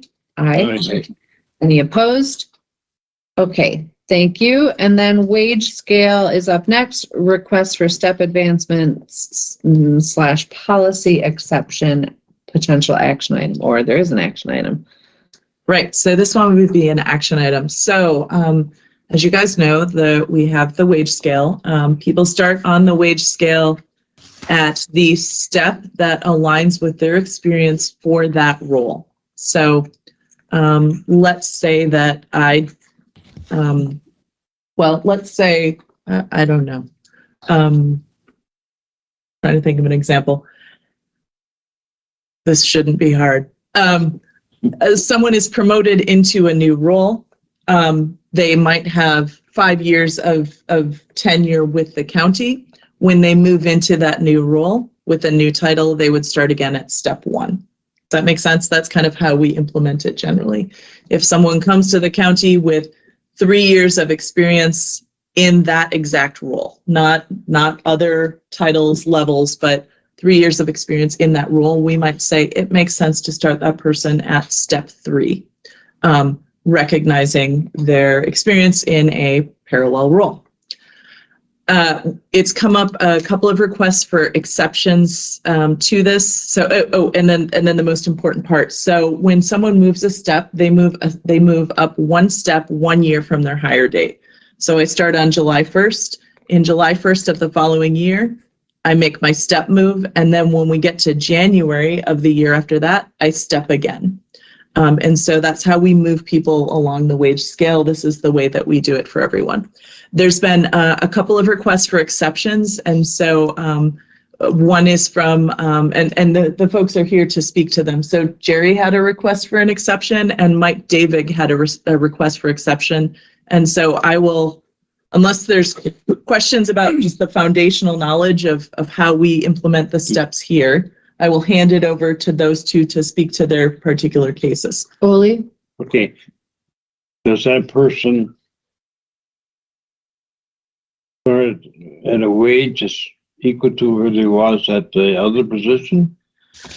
So, consideration where you drop down step one at a lower wage. I mean, a little bit of thought goes into it, but that's why we did the wage study to benchmark. So ideally, what I would expect is typically our wages are comparable to where they would be at another position with experience. It's similar.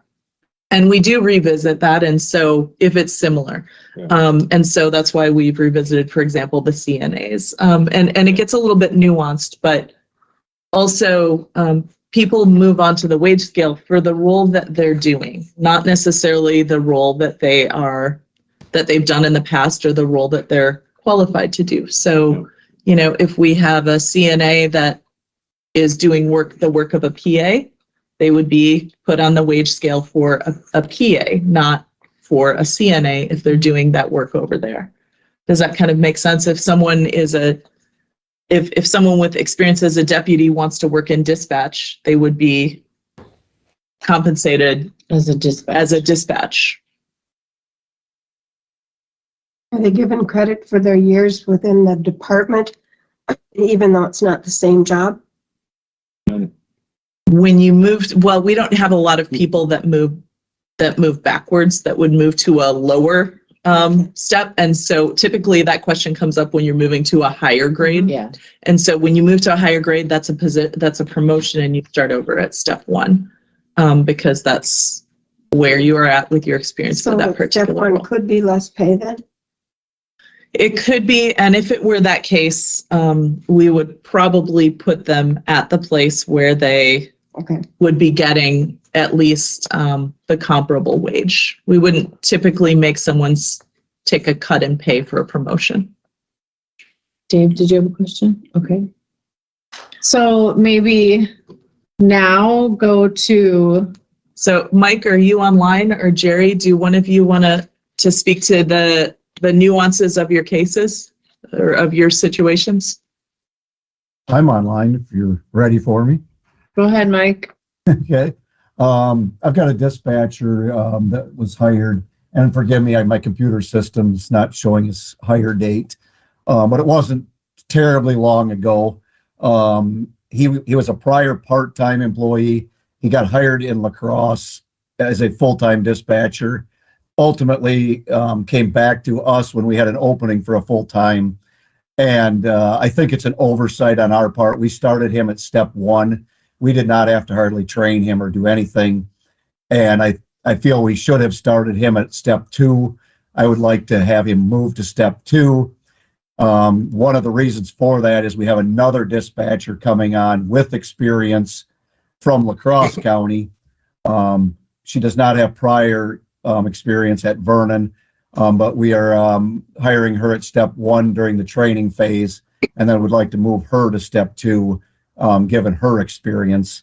I just think it was an oversight that we did not recognize Dylan's experience when we hired him. I would like to request him to get moved to step two. Mike, can I ask a couple clarifying questions? This is Alsan. Yep. So are you saying for this position, the experience that they came to the county with was not recognized at hire? Correct, right, at hire. He was just hired at step one. But had the experience been recognized, it would have been step two. Correct. Okay, and then you mentioned a training wage. Do we have a training wage at the county? Not per se. Our thoughts was while she has a ton of training or experience from La Crosse County, and our thought process was when she starts here, to have her start at step one because she would not be actually doing the job. You know, our dispatchers go through a ton of training to start her at step one and then recognize the dispatching experience that she comes with and move her to step two once she's actually doing the job and dispatching for Vernon County. Okay, so that's a little out of step in bad word, because we're talking about steps. That's a little different than, because we don't really have a training wage. I mean, I get what you're saying. Often places will have like a 90-day thing and then you'll get it, but we don't really do that. If we took that training idea out of it, would she start at step two? Correct. With her experience in lacrosse. With her experience. Okay. Am I hearing you correctly, though? You're just saying that you don't have to invest time into her because she's already trained. So Correct. that she should start at step two at the very beginning. Correct. Our thought process was we put her at step one while we taught her the intricacies of Vernon County. She knows the overall job very well and can do the job, just, you know, the intricacies of Vernon County, and then moves into the actual dispatching position. Okay, I think that's out of sync. I think that I hear you that they both should be at step two. I don't think the county overall has a training step, so I don't know that we should create one. The verbiage is, I think it just needs to be, has she started? Can I talk? Yeah. Has she started yet? Yes. Yes. So Lindsay has already began employment and began the training process? Correct. And is being paid at step one? Correct. Okay, so if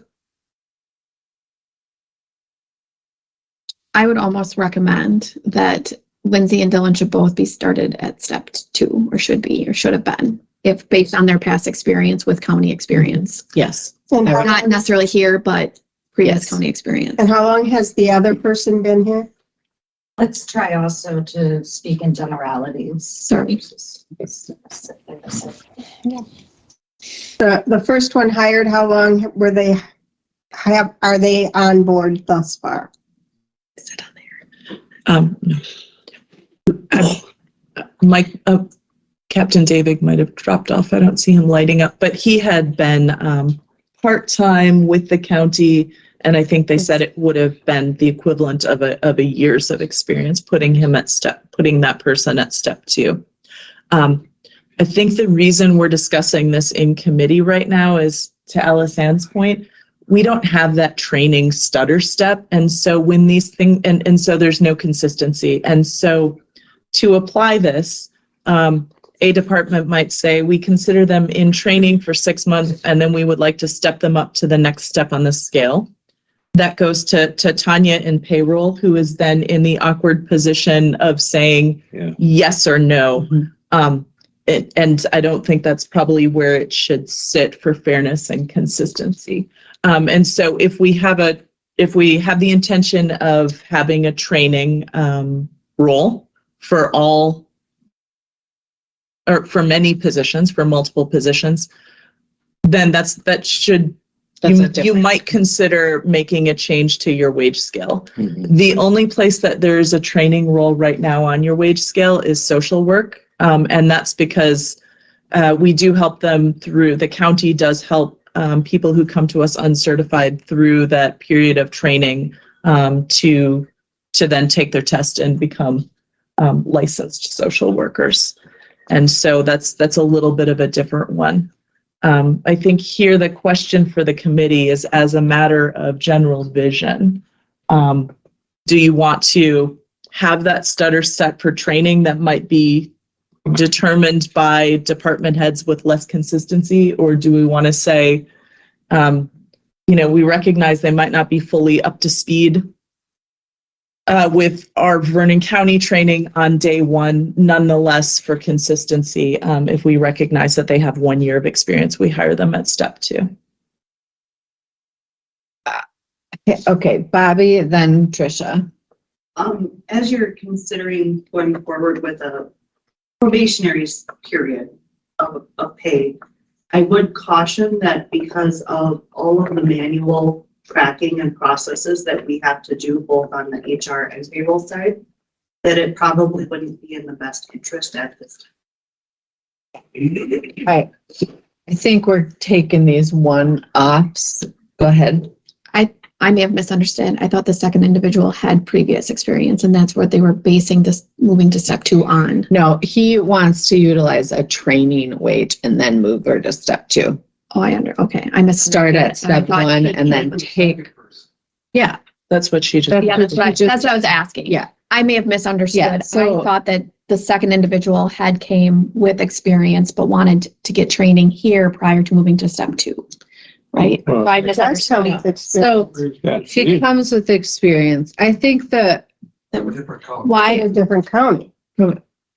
Same job. same job. So we're not taking that into consideration? It is in consideration. She would be at step 2. What he wants to do is start her at step 1 and then at like a 90-day period or whatever, move her to step 2. And we don't have that built in our pay scale. Okay, So it's inconsistent. We don't have a training wage. correct. Okay. So it is, I was correct. I think she should just be Yes, started at step 2. step 2. Okay. Right, yep. I think The we could have riddle. talked about one at one time. Well, I think at the end of the day, they both should be at step 2 is what is being asked. And I still am not clear. How long has the other individual been back in the job full-time in Vernon County? What, 1 or 2? Oh, I think I know where you're going. The very first one that was hired of the 2. Right. So should there be retro pay? Retro pay. There should be retro pay back to hire date. If we're going to So how agree, long have they been on the, I don't know. yeah. I don't know their hire date. Okay. And Captain David, are you able to unmute? Yeah, I apologize. Our new computer system has deleted that from my computer system, so I'd have to manually go look at his file. So roughly how long has he been on board? I'm Full-time.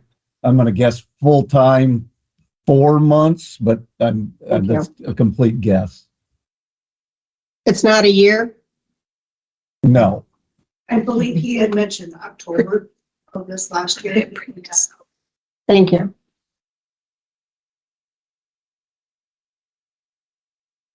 I think the training wage is a much bigger discussion than I think we have to work within the parameters that are currently set. And those parameters include hiring people with experience and putting them on the step based on that experience.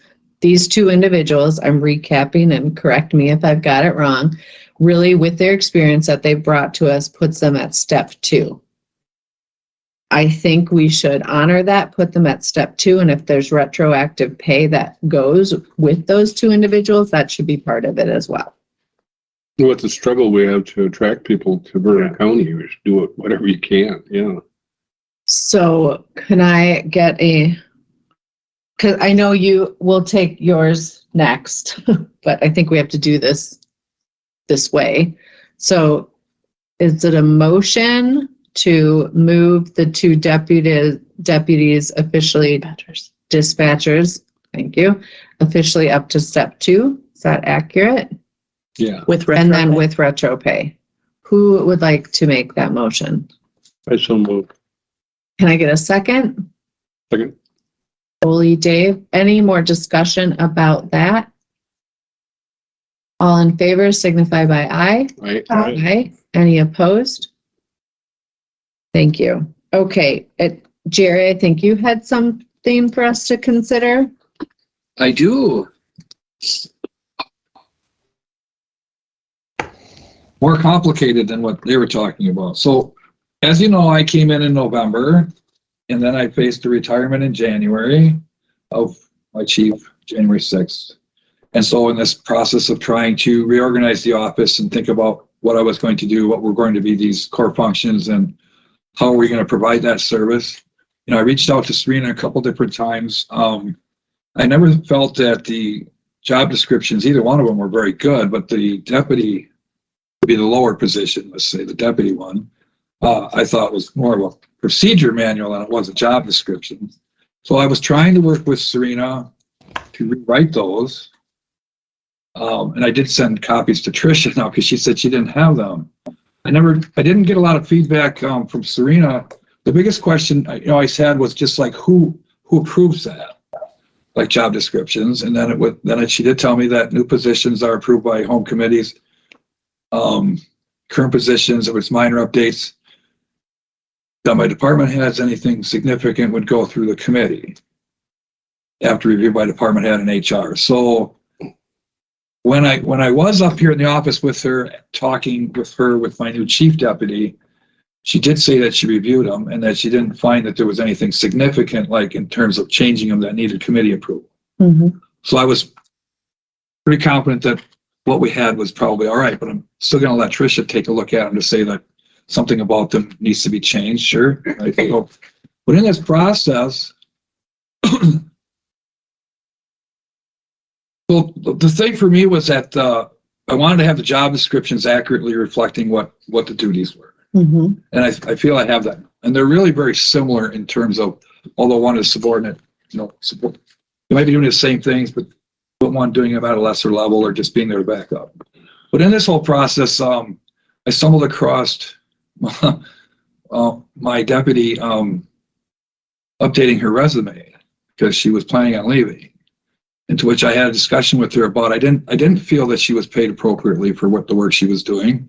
And I talked with committee members that aren't here, talked with the county board chairman, and this does come into this, where are we at? And maybe Nikki can comment. I even had an email where I tried to ask her questions. As an elected person, these are my deputies. These are appointed by me. That I realize the county board has budgetary oversight. Obviously, I can't go beyond my budget. So these positions, though, fall on the wage scale. They do, and I'm not talking about anything with grades. Just talking about, I want to go over a step to get from this dollar amount to that dollar amount.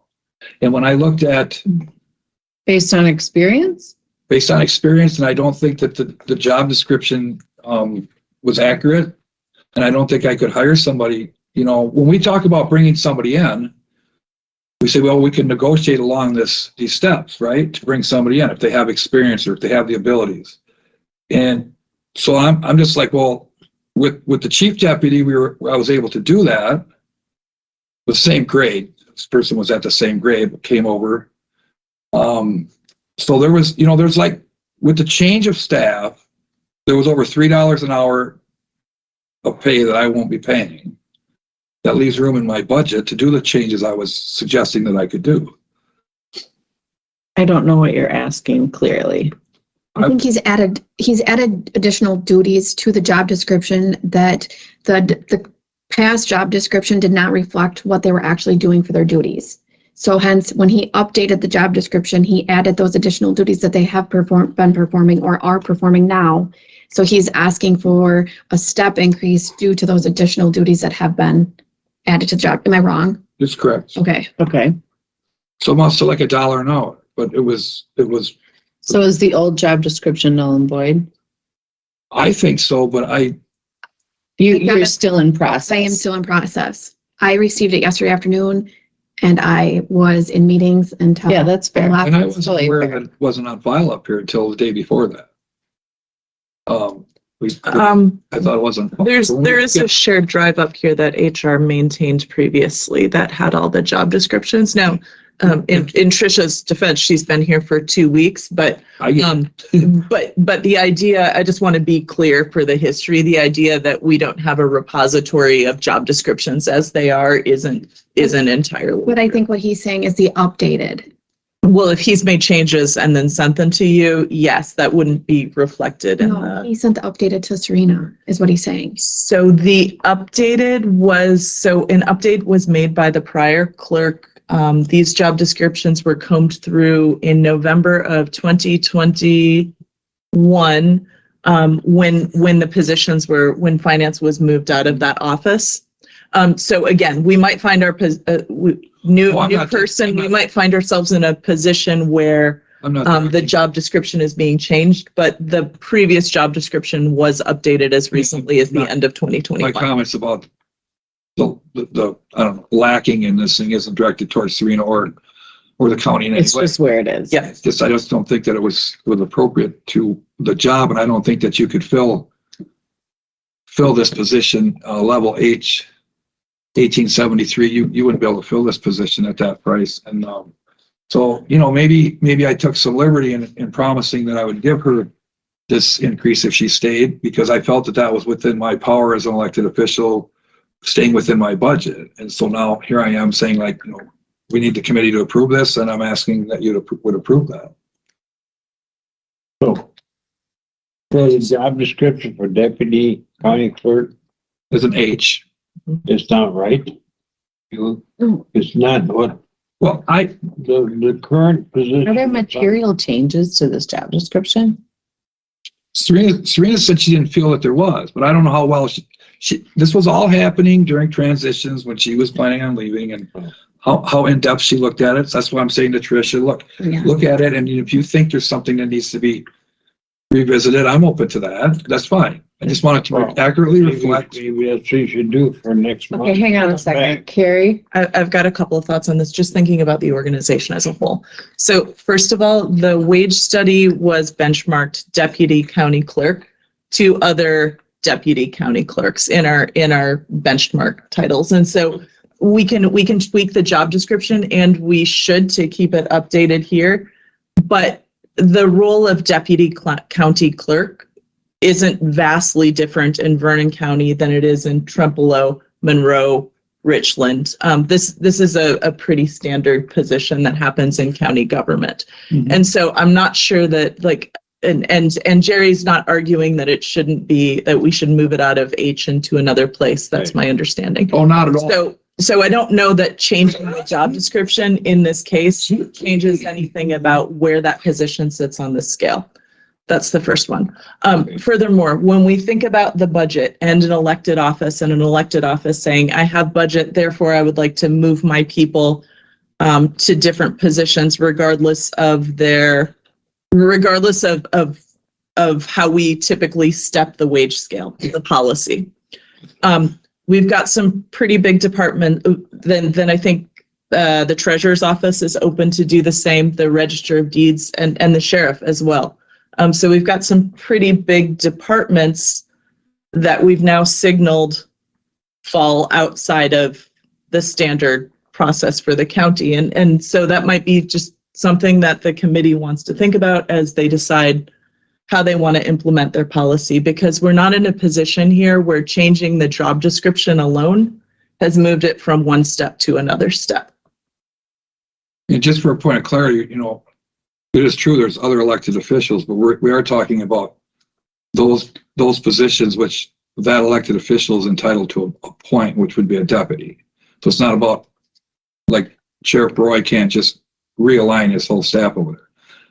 He has a union too, so that prevents it. But just the idea that it is about just a deputy position. And my argument was more about the position wasn't accurately defined when this person was hired, and I would lose this person. I would have lost this person had I not said that, look, I'm looking at this and I'm going to move you over to this other pay rate, because I would have that money within my budget. Oh, you already did it. No, it's not. I promised it, but it's not done, because now I'm told that I have to come back here for approval, and that's why I'm here. But I was referring to the person that retired was way over. I don't know what you call that. Well, how many years of experience did that person have, though? But I'm just saying on dollar-wise. 30 years, right? But I'm talking dollar-wise. I'm not comparing these two people that way. I'm just saying that when you think about my budget, there was. Right. But to stick to the step based on experience, it's like two different arguments. Like, I have more money because this 30-year experienced person left, but I don't want to follow the uniform process that every other department has to follow. I was only making reference to that just as a way of just saying to you that, yes, there's money. There's money in the budget. I get that. Can I ask a question? Was she started on step one? Mm-hmm. So you're asking her to go to step two? Does she have experience that? For the number. She would be at step 2 already. She's been here for more than a year. I think she's at 2, and I wanted to go to, so it was 2028. So you wanted to go She goes- 2 steps. So she's right From here. 2 to, And to 5, one, I guess, two, yeah, 2 to moving 5. 3 steps to step 5.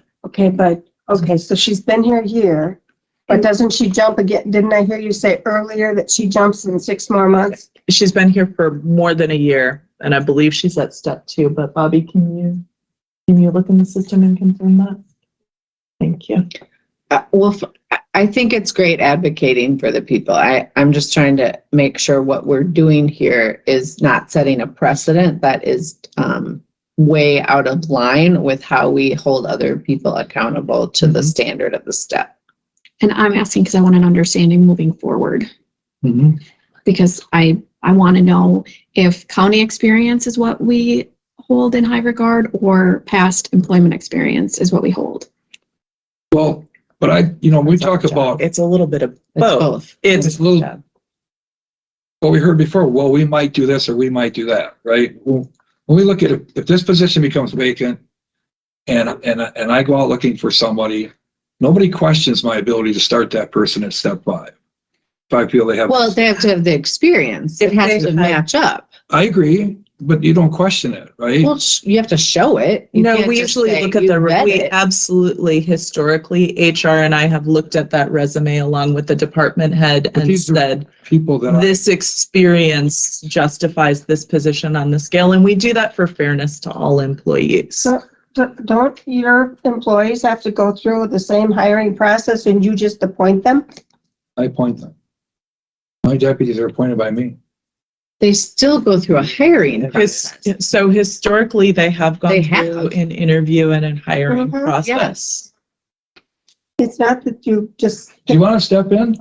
Because when I came here, I was told by your HR director that it was my choice to have her post and do a hiring process or just go appoint him if I wanted to. And so what I can tell you is historically, they have gone through a hiring and interview process. That doesn't mean that it has to.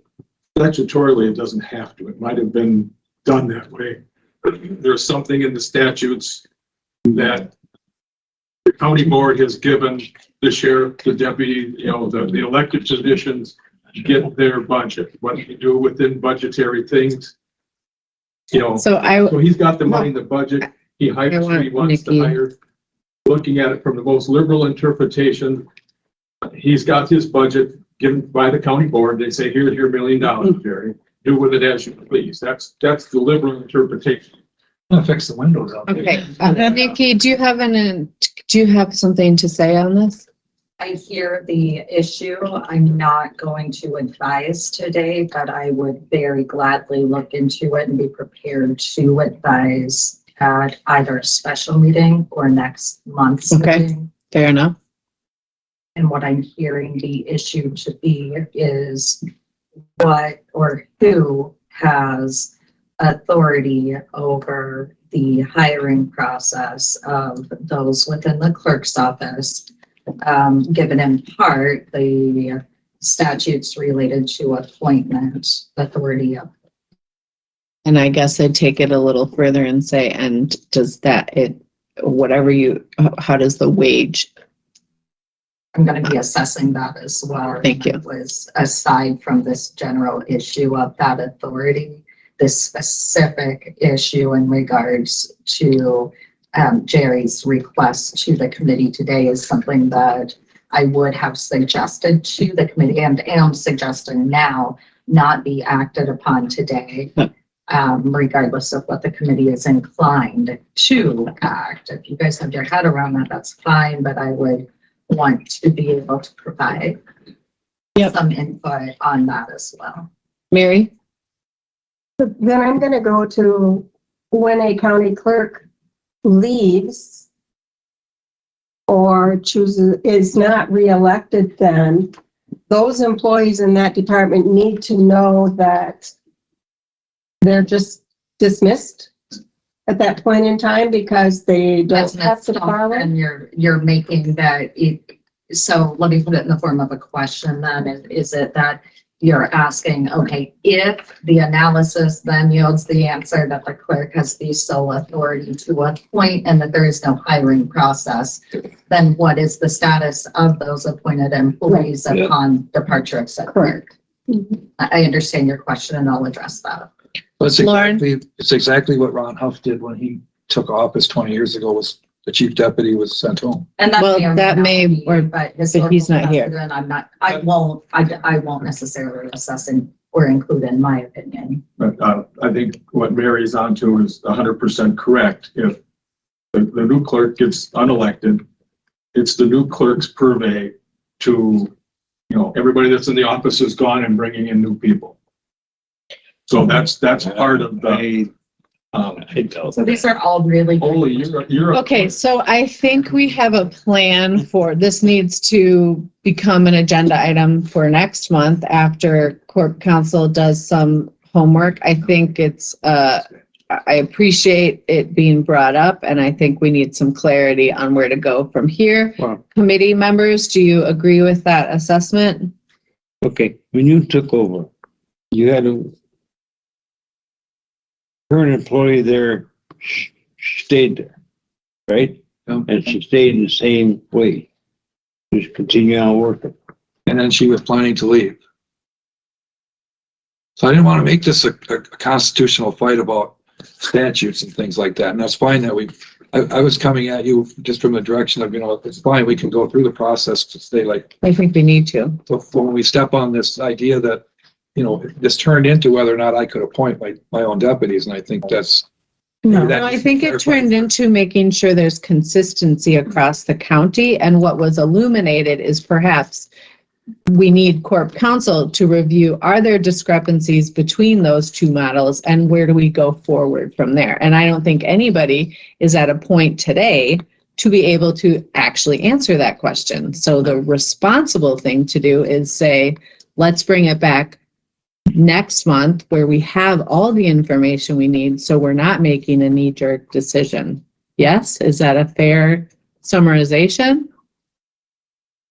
Mary? And I would say that's what I'm interpreting, that we would be agreeing to if we do. But I'm just wanting to know, is the person who's in that position now, who's been here over a year, are they currently at step 2 and will soon go to step 3 anyway? Just because it's within 6 months of. They just went to step 2. What's it? Okay, so in 6 months, they jumped to step 3. If I heard her say correctly. So will you bring that in? The hiring period for February was what the deputy clerk was in January. They are at step 2 currently and that should have signified they've already had the increase, all of the COLAs have been applied. The other position is out of step and in the range. So I think that information would be good to bring next meeting. I'm getting we're talking about somebody's personal wage in an open meeting, and that's okay. So just clarify for me. If I start today, in a year, I move to step 2. If I start at step 1, in a year, I move to step 2. When do I go to step 3? I heard 6 months after that. I think it's the first of the year after that hire date. Every year. So you would move to step 3 on January 1st of next year. Okay, so if I was hired in November. I wish I had a whiteboard. Yeah. Okay, that's all I needed to know. And this is a February hire. I got you. That's fine. Next month is fine. I think we'll have all the information. I wasn't trying to make this about a statutory thing. It's just about Well, I think it sounds like they weave together in some way, potentially. All right, that's fine. Thank you. Thanks for coming. Thanks for having me, Dana. Okay. Now we move to HR policy review on timekeeping. Okay. Everyone has a copy of the current policy and it was in your packets. So, I'll kick this off because there's so much history with this one. So as you guys know, we have two sort of models for salaried employees. One is 40 hours a week expectation, and one is 37 and a half hours a week. Now, we know that we have, and the expectation is that everyone work the hours to get their job done. We also have a timekeeping policy, and the timekeeping policy is pretty clear. The scope is that the policy and procedures apply to all employees of Vernon County. And then if you look, I'm going to take you all the way to the back to 10.1. There we have department heads, it states, department heads and exempt supervisory staff are expected to document time on their timesheet and account for a minimum of 37 and a half hours worked per week. Now, the issue with this is we have employees that are compensated for 40 hours a week. So we take their hourly wage on this wage scale, and in payroll, it is automatically multiplied by 40, and that's their weekly salary. They're only recording 37 and a half hours per week, and this policy states that they're only expected to work 37 and a half hours a week. And so this becomes really quite unfair because you have those employees that are 37 and a half being compensated for 37 and a half. That makes sense. And then you have employees that are compensated for 40 hours a week, and our policy states that the expectation is 37 and a half for them too. So this is a policy cleanup. What I would recommend here, and Tricia spent a fair bit of time researching this and looking over it with me. The recommendation would be to change the wording of 10.1 to department heads and exempt supervisory staff are expected to document time on their timesheet and account for a minimum of 37 and a half or 40 hours worked per week, based on what is defined in their job description. So we've looked at job descriptions a lot lately, and you guys know that every job description on the top has listed if it's expected to be a 40-hour-a-week job or a 37 and a half hour a week job. So this is just some policy cleanup to make it more fair. Why do salaried employees, why do we have this policy on timekeeping where we expect them to log their time, you might ask? That is for workers' comp. So it's important for workers' comp for us to know when someone is working versus not working, because if there's a workers' comp claim, this is one of the first reports that is requested. And so if they file a workers' comp claim, when their timesheet card says they haven't been here, now we have automatic reconciling to do. It's also important for unemployment. And for unemployment. So there's a number of reasons why we request this. This policy is old. This was approved by the committee in 2015. And so this is really just a pretty basic cleanup to course correct something that we've talked an awful lot about lately. So would it simply say account for a minimum of 37.5 or 40 hours per week as defined by job description? Mm-hmm. Mm-hmm. Did you have a question? I remember we went over this a few years ago when they had some act in Congress where if you made so much or whatever to be exempt from overtime, you no longer punch the clock, because if you punched it, then you weren't exempt from overtime, you had to pay overtime, which is the reason we moved some people's wages up to be exempt from overtime. Because overtime, if you're on salary, you don't punch a clock. If you punch a clock, you're no longer on salary, and then you are overtime exempt. That's not true. That's not true. If you're salaried, you still should be keeping solid records so that if you have a workers' comp claim or an unemployment claim, you can direct yourself to the time. An exemption has a duties test that goes with it, not just we've decided to make you exempt. That's actually what the Fair Labor Standard Act is all about. You have to have a actual duties test that supports why you're a salaried employee. It's not solely on wage. That's so that, like, there was a lot in that comment, and a lot of it was not. That's not action. If the county just made people exempt because it made better money for it, that's not what the Fair Labor Standard Act's about. You can't be salaried unless you have a duties test that supports that. And it's pretty specific. Mm-hmm. It is. And there's like 6 things on there, correct? Yeah, which I'd like to review too at some point. Yeah, I think that because that's I was on the personnel test or personnel when we moved, I don't know, 5 or 6 positions that were on salary or on hourly, we moved them up on the wage scale and moved them above the salary exempt level for them to be on salary, because you couldn't be on salary if you were under a certain wage. They had to have a certain wage. Yeah, but which was then less than they would have got if they were working the but overtime. those were already salaried positions that were proven to have an administrative, they met the duties test. You just had to make their wage meet the new labor requirement, And put them on the salary. new wage requirement. They probably were supervisors or managers at that time and had supervisor responsibilities. You moved them up, correct? We I would put them on hope. salary. Yeah. I just have a question. Are your salaried employees required to punch a clock for payroll purposes or just for this other tracking? It is for the other I mean, they're required to, it is what the county requires them by policy to do. The justifications for it, again, it's workers' comp, it's the unemployment tracking. And If it's as part of, I mean, if somebody only showed up 30 hours one week, you would pay them less, or do they still get paid the same? Well, typically you would then have to account with PTO or something to make up those 30 hours.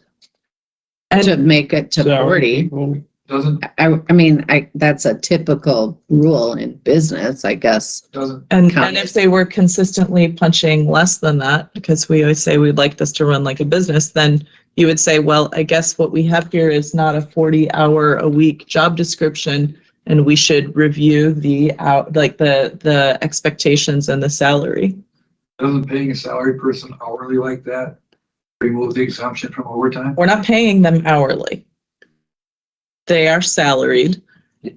And there is an expectation of when the roles are created, there's an expectation of the hours that it would take to complete that role. And then there's also in the policy, there's kind of a statement of standard hours for the county. Did you guys have a chance to review the policy that was shared? This one, the timekeeping? The timekeeping. So I'd say basically what the county has here is something that's unfair. And on the face of it, it doesn't pass the smell test. So you have some job descriptions that are arbitrarily defined at 40 hours a week. You have others that are defined at 37 and a half hours a week. And then in your policy, you've set the expectation for everyone to only expect to work 37 and a half hours a week. So the policy has to match the job description. The policy by should adding match this, the job description. You're matching whatever job description is out there. Alternatively, you could clean it up by saying it's all one or all the other, but that's going to cost money. That would be strategic planning for the future. We have to figure out how to pay for that. I was just asking a simple question. If you're using time sheets to track salaried people, I guess you are. I don't know if they are. I just know it's a good practice. There is, to do. I mean, of course, there's some tracking of hours worked. That's how we manage PTO, right? Like we're not an environment that has unlimited PTO. And so there is a tracking of your hours worked. Otherwise, how would we track PTO? But the salary people that work, not traditional 8 to 5 job. I mean, they might work at night, a couple hours, got meetings here and there. Then do they take off Friday afternoon, or do they just work? I mean, I'm sure there's some who work 45, 50 hours a week at times. There are some, right. And so again, what we request in the policy is that they record their time accurately. If we have a watershed planner who goes to a 6 p.m. meeting, falls in the parking lot, gets hurt there, they might want to file a workers' comp claim for that. And so, you know, the first place that insurance will ask is, what does their log look like? So that for that worksheet for that week says they work 43 hours, but they only work 43. They only get paid for 43. Nope, they will get paid their salaried amount, they will get paid for either 37.5 or for 40 based on their job description. Okay. But did she actually put down hours worked during? the That is what has been requested in the policy since 2015. That sounds okay to me. We just need to get a sentence. Do you agree with the sentence cleanup? I agree with the sentence cleanup. Okay, Lauren? So do our salary people punch in and out? Yes. Mm-hmm. They do? Mhm. Okay. So, Mhm. can you, according to labor laws, can you write a person up for not putting in the correct amount of hours? Or if they're getting their work done in less time? Or can you only write them up for not getting their work done? My understanding that it's more so getting their work done. You're basing a salary on to complete a job, that a task that's given to them. I have a job description. I'm expected to complete my task. However, what Carrie mentioned earlier was that that salary may be reduced if we find that it isn't necessary to be paying this individual that much money when you multiply out the difference between 1950 and 2080, which are the either 75 or 80 hours per week. I would love to have a legal comment, or like if you wanted to look into this, because my past experience is that we did not have exempt salaried employees. Now, there are different, exempt and salaried are different. There's different definitions. So I don't want us to get confused by the difference between the two either. So there is a difference, but I guess what I'm asking is, I would like to know what Lauren is saying. Can we legally potentially write someone up for that question, the clocking in and out hours? My understanding is that we can ask them to clock as long as it's a policy. Did I misspeak? No. That we can ask them to clock as long as we have the policy that states, in which we do. But I would like to confirm that, so that if anyone would ever come back, that we have confirmation that can be done. I also, my other understanding is that for PTO and vacation to be used, it's always been either a full day or a half day, that we cannot look at someone's hours and be like, oh, Trisha had 79 hours, so now I have to use an hour of her vacation time to get her to 80, because that is an hour mentality. That's my understanding of it from my past experiences. Yeah. All right. Are you disagreeing? Yeah. I have the documentation in my office. No, but based on I don't think you need, I think you can require, and it's usually recommended by unemployment and workers' comp, to track your hours. Getting granular about whether, if you're at 38 hours, do you use 2 hours of PTO, and then the week before you were at 45 hours, like that, I don't believe is the intention of this. But it is what we do. It is what we do here. If my time card is at 39, I would have to use an hour of PTO to shore up the Yeah. hours. Well, that's not exactly what we do, because we have examples of employees who are salaried at 40 hours that consistently log less. So I think it's Which is what brings us to this point. I think what I'm a little concerned of is we're getting really pigeonholed on perspectives of different avenues, when I think this is going in the right direction to encompass the two different scenarios we have. We have a 37.5-hour job description. We have a 40-hour-a-week job description. At some point, this county board is going to have to make a strategic decision. If we move salaried people, department heads, whatever, to a full 40 hours, so we don't have this discrepancy, that will be a budgetary conversation that we have to get to. And it's not new. We had talked about this on personnel but we as the county board have to make that part of our vision so we can move forward. I think in terms of this particular cleanup for this timekeeping, I think this is the right sentence to go. I agree with the sentence. So if there's other areas that you're uncovering in your role that you're seeing aren't aligning, then I think we should talk about that for sure. That's not what is on the agenda for today. So I'm trying to kind of rein us back into what we're actually supposed to be. And so, and it's new. We're all new. We're all learning to get how to work together. There's no Nothing wrong happened. I'm just trying to get us back on track. You got a motion? You'll make a motion to add the language, minimum of 37.5 or 40 hours worked per week as defined in job description. Yes. Can I get a second? Second. Mary Bringy, I can't see you at all, so if you're Oh, trying sorry, to Mary, say I've had the anything wage scale or- up. I can see you perfectly. I didn't see the wage scale, but that's okay. All right, all in favor of making this change to the timekeeping policy, signify by aye. Aye. Any opposed? All right. Tricia, you're doing great. All right, let's go to department report for HR. Okay. Let me get my computer went to sleep.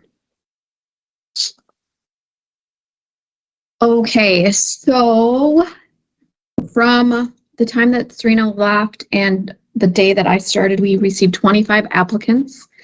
And since February 13th, when I started, we have received 12. We have had 15 new hires, and out of those 15, one has already resigned. We have had 12 resignations, 12 status changes. We have led 9 interviews and 4 scheduled to be completed yet this week. We have 3 offers pending and 2 positions to be posted, a zoning intern for the summer and HR payroll for Vernon Manor, 3, and a senior admin assistant for courts. Some other things that we've been up to is we did attend a USI conference in Middleton on Friday. And we have been working with courts on scheduling some lunch and learns for wellness activities. These are all free, provided through courts. So benefit that it's something that they already provide. So we're going to utilize them. And then one of the things that I have on my hot topics to multiple things going on, John and I both really want to work on updating the training and onboarding piece to try to improve just a whole training for new employees to hopefully help with retention. So I think that's all I have at this time. Great. I'm on week 3, third day of 3rd week today. No excuses then. I know, right? And I won't take a sign that you're actually counting the days you've been here as an alarm. I want to, nothing. That's it.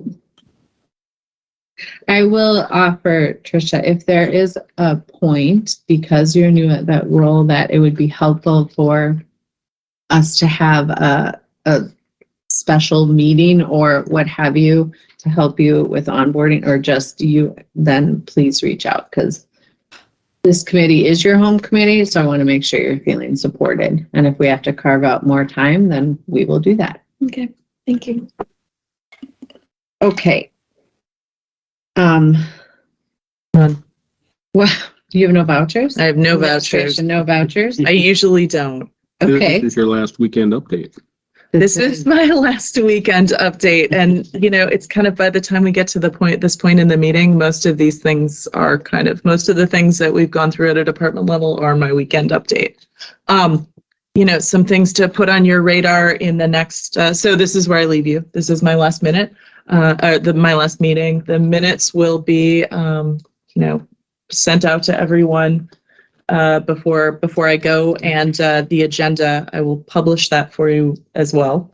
But your next meeting is April 5th, and that is after the role has expired. So Election. this is so this is where I leave you.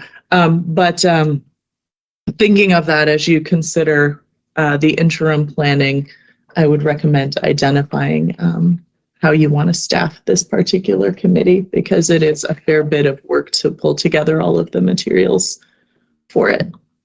For the meeting. For the meeting. Yeah. Okay. Carrie, I'm going to take a moment. Your efforts here have been tremendous. Oh, thank you. You've exceeded expectations for many of us. And I want to acknowledge that. I appreciate that. Because with my prior experience on the county board, this is good to have regular business with the clerk, county clerk, the attorney, registered deeds. In the past, we never, well, we did see their bills as a stacked pile of papers we had, but not the one-on-one detail that we're receiving now. So this is a good direction to go. Well, and that was established by you all when the committees were rolled up. And so that's, it's been a good partnership, I think. Yes. Okay, let's move to number 7.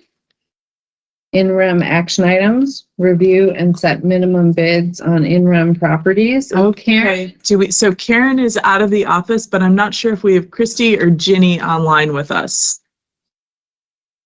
It appears that we do not have Christy or Ginny online. I do have, and it was shared with you in your committee packets, that spreadsheet of